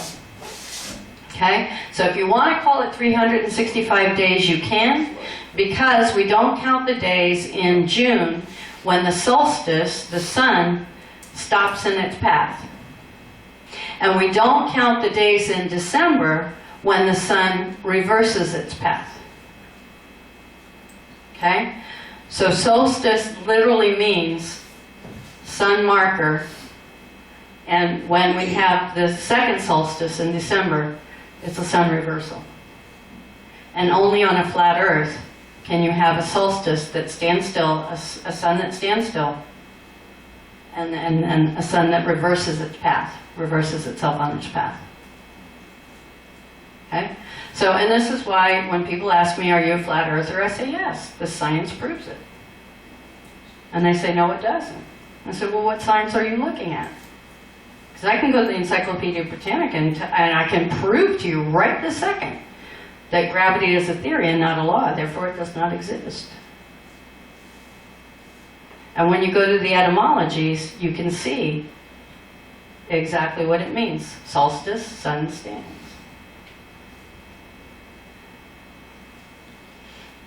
DNA and RNA, what are we dealing with right now? DNA and RNA. This is a DNA decagon. Look at the flower of life at the Assyrian and Karnak. Looks familiar? It's like a virus. It is, yes, yes. Okay? Now they're claiming this is an RNA virus. Okay? So, and just to let you know, we've had over 100 years of virus research. We have experts in virology that we have depended on, authorities we've depended on for decades. And suddenly this virus defies all logic and behaves like no other virus before it. How does that happen? They made it. Because the media made it happen. The media made it happen. Okay, so this, oops, did we lose it? There we go. This is how the Jews view it, the power of salvation, and then there was light, that is the internal light. Okay? The 13 pairs reveal gnosis. Okay? If 13 is alpha and omega, and they always come in pairs, which we saw, right? The one on top of the one. It always comes in pairs. Okay? If the alpha and omega always comes in pairs, we are not necessarily talking about possibly Janus. We might have a reference to DNA. So they're talking about 12 strands right now. That's 6 pairs. But we haven't discovered everything about DNA. In Hebrew, 13 is the covenant, love, and unity. Have they hijacked that on us? Now we have Friday the 13th. Don't walk under a ladder. Watch out for black cats. They've taken love and unity and created fear. What's the opposite of love? Fear. Okay? 25 is a square, 5 to the second. That's the Hebrew word or for hidden light. Pineal gland. 26 is the Hebrew number for Yad-He, Vad-He. Yad-He, Vad-He, when you put them in order on top of each other, looks like a person with a victory sign. Looks like a people, rather, I should have said, with a victory sign, with their arms up. 27 is a cube. We have 25, 26, and 27 in a row. Okay, and that's a cube root. And when they do that, the Mona, the Star of David, the Mona, is hijacked gnosis. The Mona is not those 6 deities, Roman deities. The Mona is the pineal gland and the whole working of the body, the DNA of the body. Niels Bohr knew. What's in the middle of that shield? That's his symbol. Yin and yang. Yin and yang is the representation of what makes the universe. Magnetism, electricity, and a dielectric that keeps them apart until creation is needed.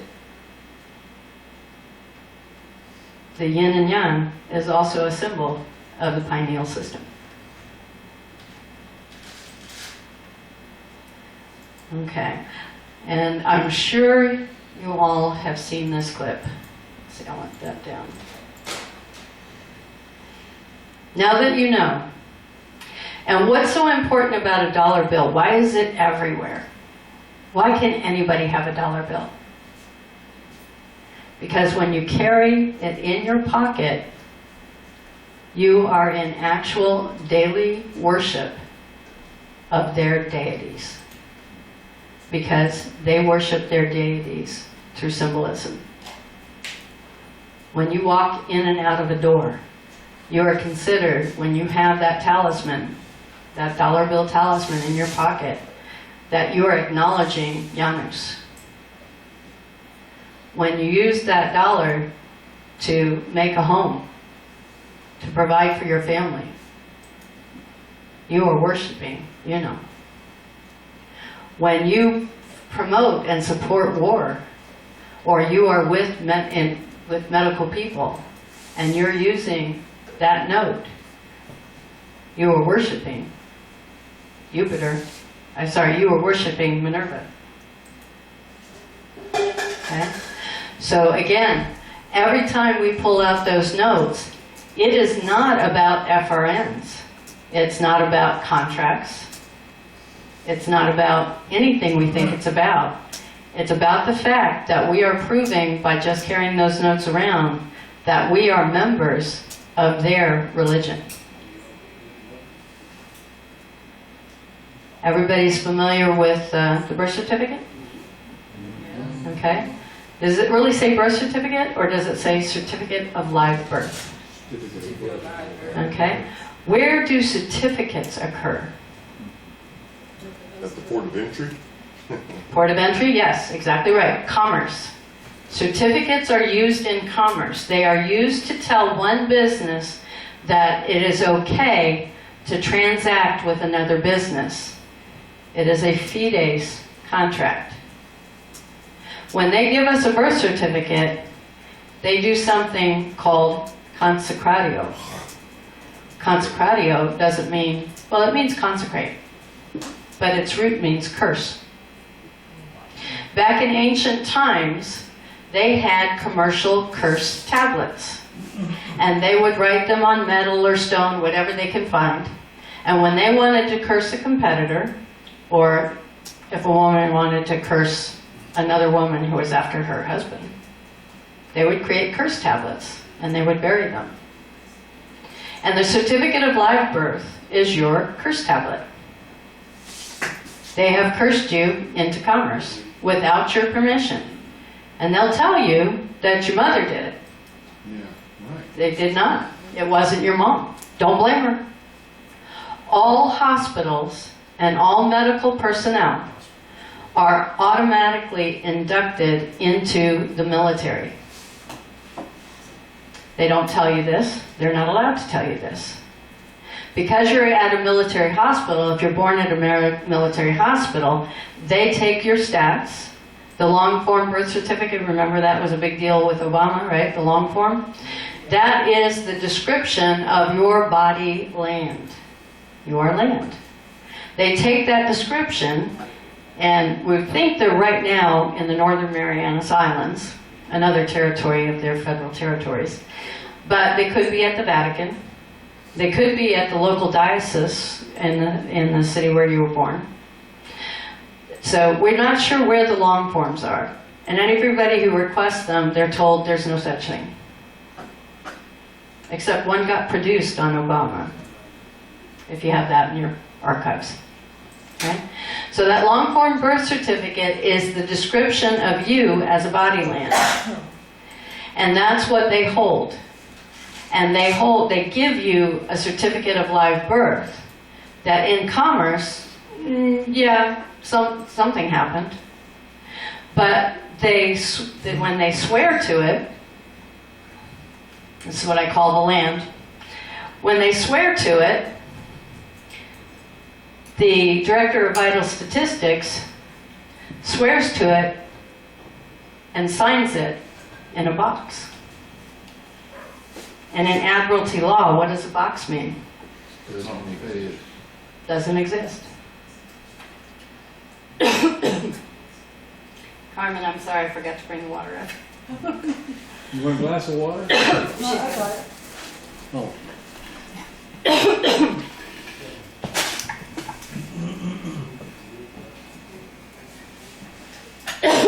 Thank you.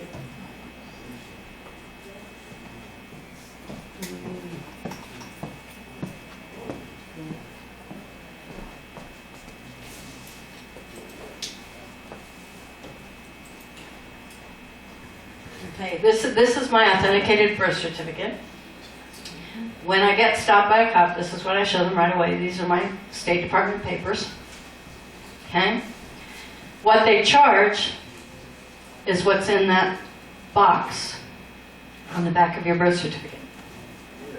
They're charging the body land certificate that they claim doesn't exist. And it's true. They're absolutely right. Does a body land exist in commerce? Does a body land exist on the sea? Body land is land, right? Yeah, so it only exists on the land.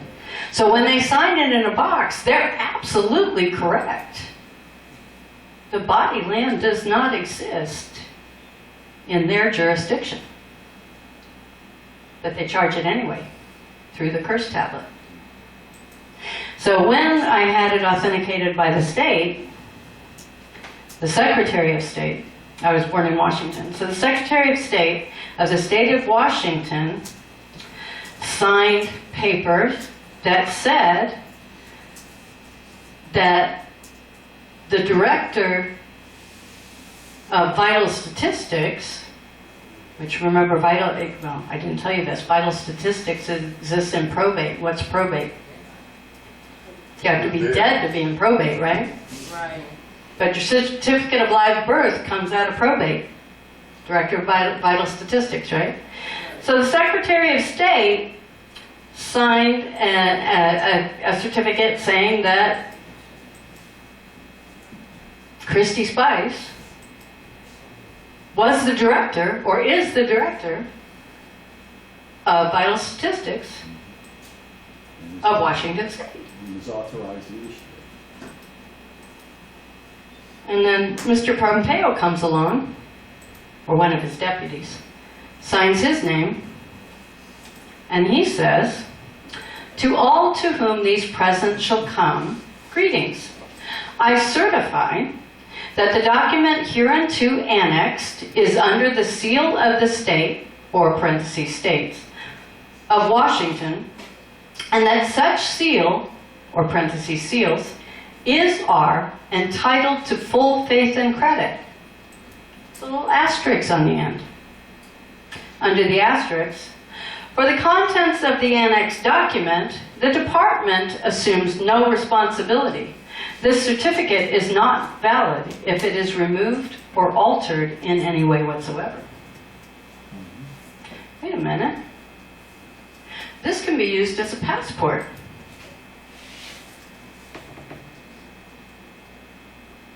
But they have no responsibility for the annexed document. The birth certificate. So if they have no responsibility for the annexed document that is signed, that it actually doesn't exist, and that the signer is confirmed that they're the signer, Director of Vital Statistics and Probate, and the Department of State assumes no responsibility, what does this curse tablet really mean? Everything attached to it doesn't exist. Can't It's exist. a fraud. It's a fraud. And it's a fraud at your expense. And that birth certificate inducts you into the Holy Roman Empire. It consecrates you to their state religion. Their state religion as evidenced by a dollar bill. So I carry this annexed document for which the Department of State has no responsibility, and they don't. Who has responsibility for the state religion and its members? The Church of Rome. The Church of Rome just lets the president, the cabinet, and the departments do what they want with us because we're, what? Animals on the farm. And in ancient times, what did the Romans do? They slaughter them. They marched legions, and if they couldn't convert them, they were gone. And that's what happened to indigenous peoples all over the world. Those peoples who listened to the master, who understood what the master was saying. So, this dollar bill is your prima facie evidence that the presumption is that you belong to their religion because you have this bull, not bill, you have this bull in your pocket. And you pay with these bulls. You discharge, you don't pay. Yep. Yeah, that's right. You actually can't even discharge with these because they're worthless. But because you have a talisman of the state religion in your pocket, this is why the First Amendment is now ignored. And it's inconvenient. Because you do not have freedom of religion. You are fully inducted and participate and operate every single day inside a state religion that Congress gave you when they repealed habeas corpus. When they repealed habeas corpus, they made it impossible for common law to operate, for American common law to operate. Now, American common law is still alive and well. We know that because we're booting up general assemblies. Okay? But if you want out, and this is why I showed you the pens, you stop using blue, you stop using black, no matter what the form says. And if you're feeling pretty sovereignish that day, you use purple. And if you're feeling really landed that day, you use red. And with the IRS, get going. Bruce got purple in his pocket. So, and if you're dealing with the IRS, you always, always, always fill everything out in red. Okay? Because you are the land. And it's critical that you are the land because as the land, we have thumbs. Only thumbs can donate land, property, private property. Only thumbs can donate labor. Only thumbs can donate anything of value. And we are the donors. All of those forms that they have us sign, the W-2s, the 1040s, the W-8 bins, anything that we sign with them are Class 5 gift and estate taxes. If we're the donors and somebody's borrowing from us, do we pay the taxes? They pay the taxes. The taxes, the income, is the assessment on the taxes. It is not something you're paid. It is not, income is the assessment on the taxes. And whoever borrows that from the donors, whoever borrows anything of value from the donors, must pay the taxes. And so every time you pay them anything, well, we don't pay, discharge, however we do it, we're covering their taxes on something we donated to them.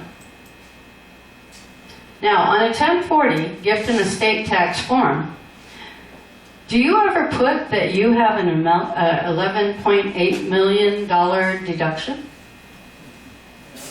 No. You should. Donors have an $11.8 million deduction. It's an exclusion. So if you don't make $11,801 in a year, do you owe any taxes? Absolutely none. Okay? Now, that's on one side. It's a unified tax. The other side, I think, is $5 million. Okay, for gifts, I think.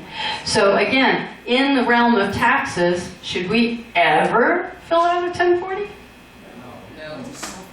No. We should be filling out the assessment on them for everything they borrowed. Do you know what a bank does? Or any commercial entity that's bankrupt does? They have no money? Yeah, I know. Yeah. They go in and they use your exception as collateral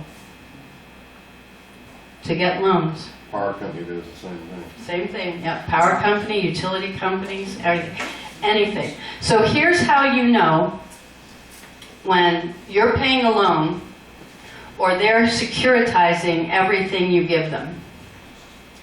If you pay it back any longer than 9 months, if the payback period is anything longer than 9 months, it's a security.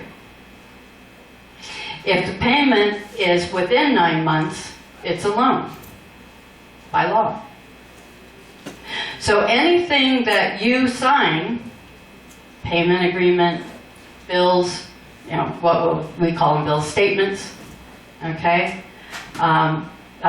loan repayment contracts, they take that and they endorse it like a check, and they get money for it. They get a loan for it, and then they sell it to investors. And when they sell it to the investors, they become a conduit for your monthly payment to go to those investors. That's why when you ask for a note in a mortgage case, there is no note. There can't be a note. A note is 9 months. They did it for 30 years.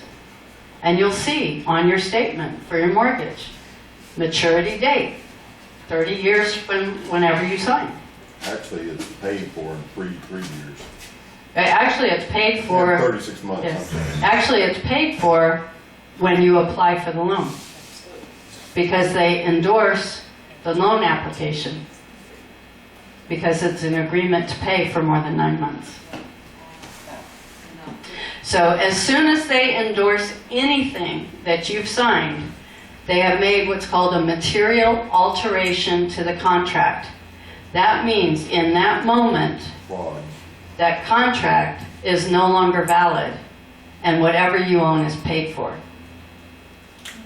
If you look at a deed of trust, which was what you sign at the closing table, and by the way, the closing table is a bank, okay?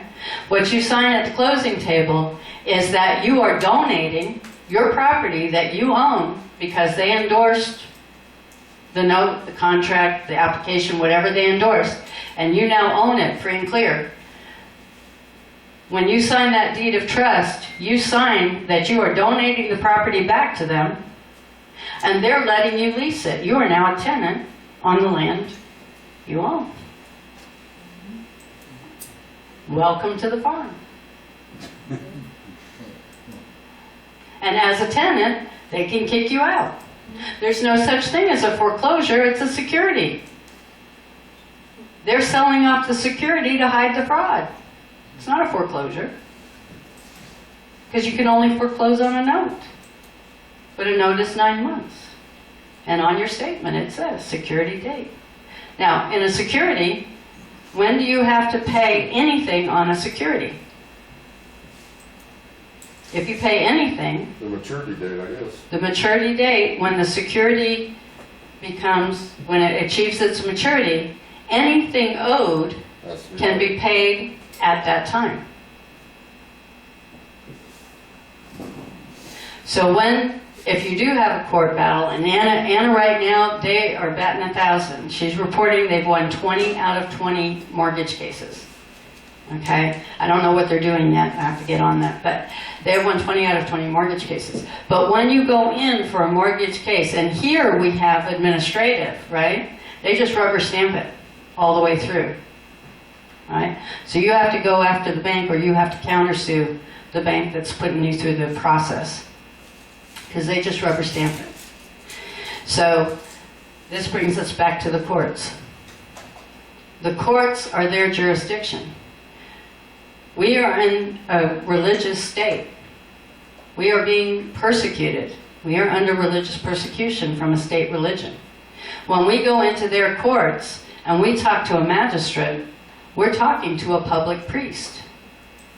And the assumption is that we are members of that church. And as members of that church, they have all authority and jurisdiction over us. But they don't. Because contentious jurisdiction, which is what they operate under, when they mixed up all the laws, and we became under Roman civil law, well, Rome had a state religion. And under those laws, what we call religious laws is called contentious jurisdiction. Now, if you look up the International Court of Justice, they say, right there on their website, we are contentious jurisdiction. A state must agree to our deliberation of their problem. What do they tell us? We must consent. Okay? So if we don't consent, how can they do anything to us? Yeah. Okay? So if we are under state religion, and we go back to the Articles of Confederation, where they actually tried to make Christianity the state religion, and they said, you're taking that out, because we came here to escape a state religion. We're not going to do that here. Then we have Amendment 1, which was a reminder back to the Articles of Confederation that there is no state religion. And yet Congress actually created one.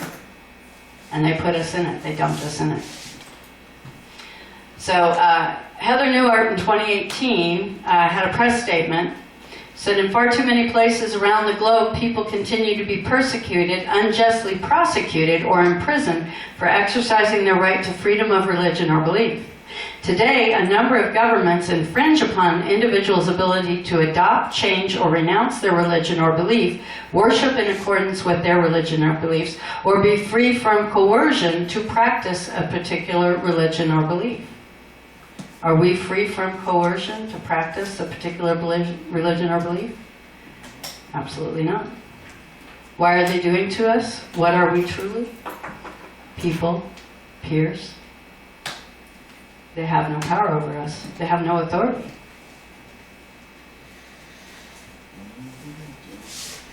Okay, so, let's see, I don't remember how long this one is. I think it's fairly quick. Sorry.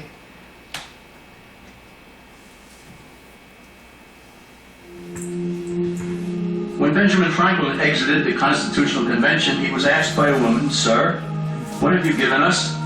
His immediate response was, "A republic, ma'am, if you can keep it."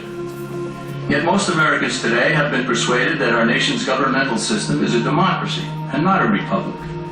The difference between these two is essential in understanding Americanism and the American system. Before we discuss political systems, however, it's helpful to address the confusion that has been spread about the political spectrum.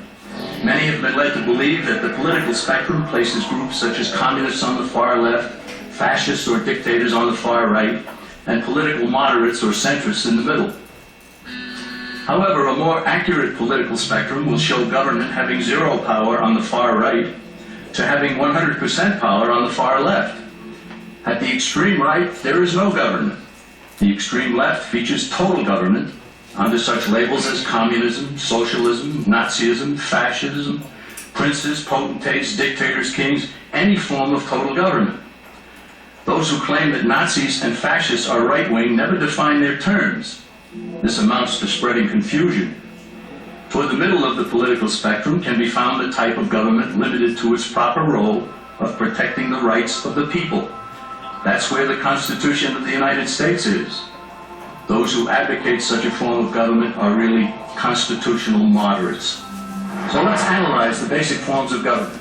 They are monarchy or dictatorship ruled by one, oligarchy ruled by a few, democracy ruled by a majority, republic ruled by law, and anarchy, which is ruled by no one.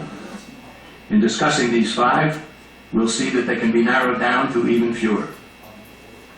Looking first at monarchy or dictatorship, this form of government doesn't really exist in the practical sense.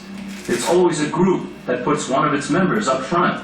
A king has his council of nobles or earls, and every dictator has his bureaucrats or commissars, the men behind the scenes.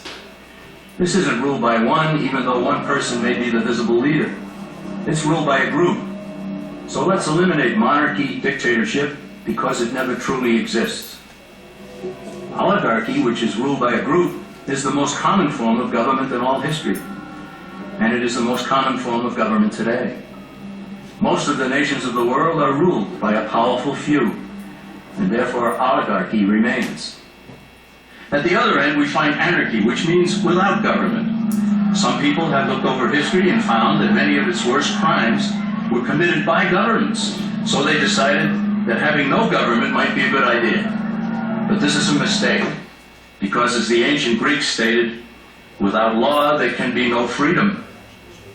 Our founding fathers agreed and held that some amount of government is a necessary force in any civilized, orderly society. In a state of anarchy, however, everyone has to guard life, liberty, and property, and the lives of family members. Everyone must be armed, and movement is severely restricted because one's property has to be protected at all times. Civilized people have always hired someone to do the guarding, a sheriff, a police force, or some branch of government. Once law enforcement was in place, the people were freer. They could leave their property, work in the fields, and so on. In short, the proper amount of government makes everyone freer. There are some who advocate anarchy, however, not because they want no government, but because they don't like what they have. They use anarchy as a tool for revolutionary change. The condition of anarchy is very much like a vacuum where something rushes in to fill it. These calculating anarchists work to break down the existing government with rioting, killing, looting, and terrorism. Tragically, the people living in such chaos often go to those best able to put an end to it and beg them to take over and restore order. And who is best able to put an end to the chaos? The very people who started it. The anarchists who created the problem then create a government run by them, an oligarchy, where they have total power. This is exactly what happened in Russia that led to Lenin taking total power, and in Germany, where Hitler's brown shirts created the chaos that brought him to power. But anarchy isn't a stable form of government. It's a quick transition from something that exists to something desired by the power-hungry. It's a temporary condition, and because it isn't permanent, we eliminate it as well. The word democracy comes from two Greek words, demos, meaning people, and kratia, meaning to rule. Democracy, therefore, means the rule of the people, majority rule. This, of course, sounds good, but suppose the majority decides to take away one's home, or business, or children. Obviously, there has to be a limit. The flaw in democracy is that the majority isn't restrained. If more than half the people can be persuaded to want something in a democracy, they rule. What about republic?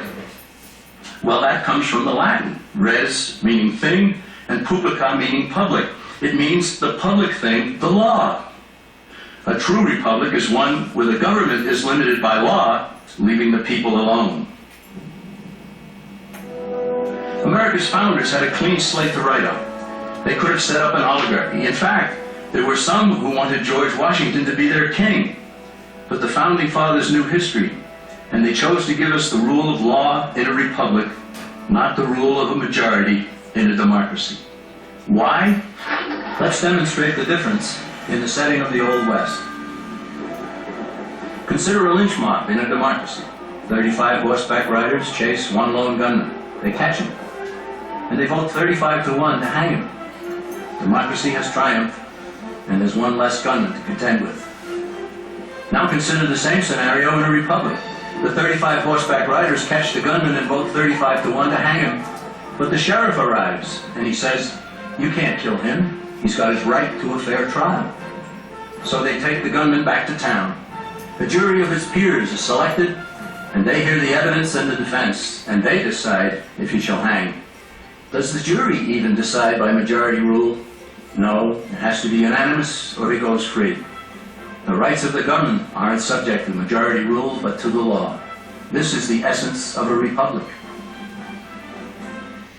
Many Americans would be surprised to learn that the word democracy does not appear in the Declaration of Independence or the U.S. Constitution, nor does it appear in any of the constitutions of the 50 states.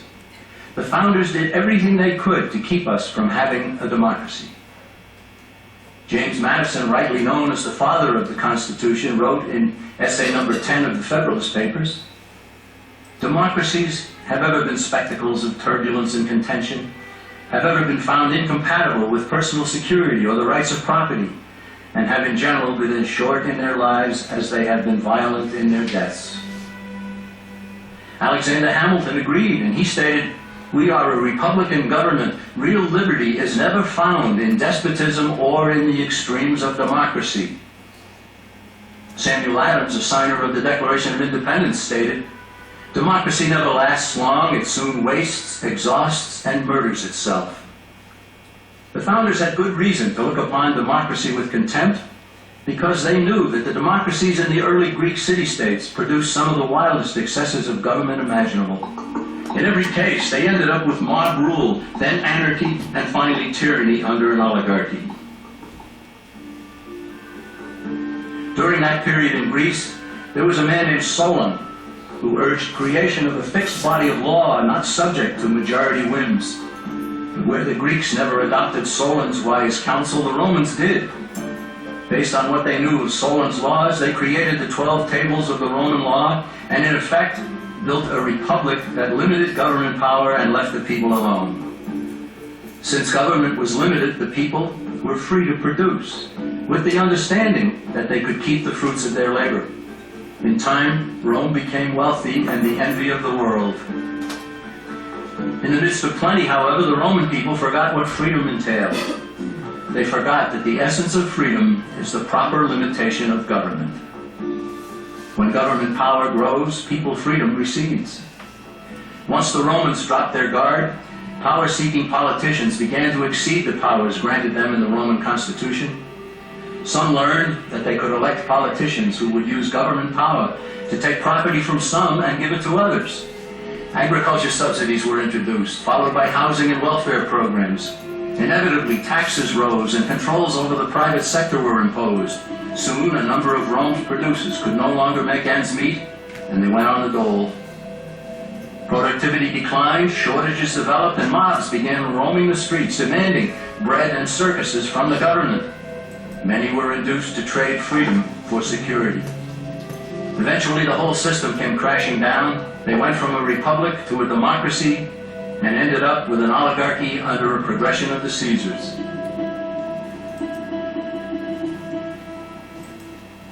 Thus, democracy itself is not a stable form of government. Instead, it is the gradual transition from limited government to the unlimited rule of an oligarchy. Knowing this, we as Americans are ultimately left with only two choices.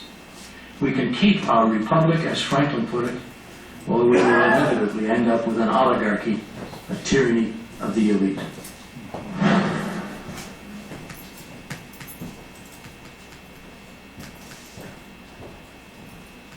Okay. And on that note, I have one more to show you. And this is why we no longer call it a pandemic. You guys are probably familiar with this one too. No longer call it that. We no longer call it a pandemic. We now call it this.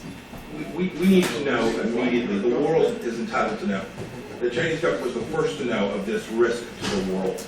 And that puts a special obligation to make sure that data gets to our scientists, our professionals. This is not about retribution. This matters going forward. We're in a live exercise here to get this right. We need to make sure that even today, the data sets that are available to every country, including Okay, oh, sorry, I didn't say read that. So from now on, it's a live exercise. Live exercise. And they try to play this off with Trump turning to Fauci and Birx and telling them, you should have let us know. You know to talk to the master phone. Yep. Oh, I'm sorry. This is why we don't call it a pandemic anymore. We call it a live exercise. Because we are still under military rule, because we are still under the Reconstruction Act, because we are under this state religion, it is a planned exercise or a live exercise. Okay? And we start calling it that. And when Trump turns, he turns several times to look directly at Fauci and Birx. And he turns and he looks directly at them again and says, you should have told us. Okay? That means nobody had to do anything. No lockdowns, no masks, no nothing. A live exercise is a military exercise. It's when they use live ordnance to make sure that they're aiming correctly. Okay? Nobody ever had to comply with any of the orders that came down. And you have to ask yourself, why was it called an order? Why was it not called a law? It's military. Because it's military. The military governors, the governors of the districts, the states in the districts, the territories, ordered all of their animals to put on masks, to do social distancing, 6 feet, to not go to their houses of worship, to not congregate, to not love, to live in fear as a live exercise. And they will try to tell you that Trump is saying the Chinese should have told us. If that's so, he used the wrong pronoun. Why would he say you instead of they? And he said it twice. You should have told us. Not they should have told us. And he looks directly at Fauci and Birx, and you watch him turn every time to Fauci and Birx. So, no longer a pandemic, it's a live exercise, and it applies only to the military. If you're not in the military, it doesn't apply to you. On that note, I will yield the floor. Thank you very much for having me here to speak.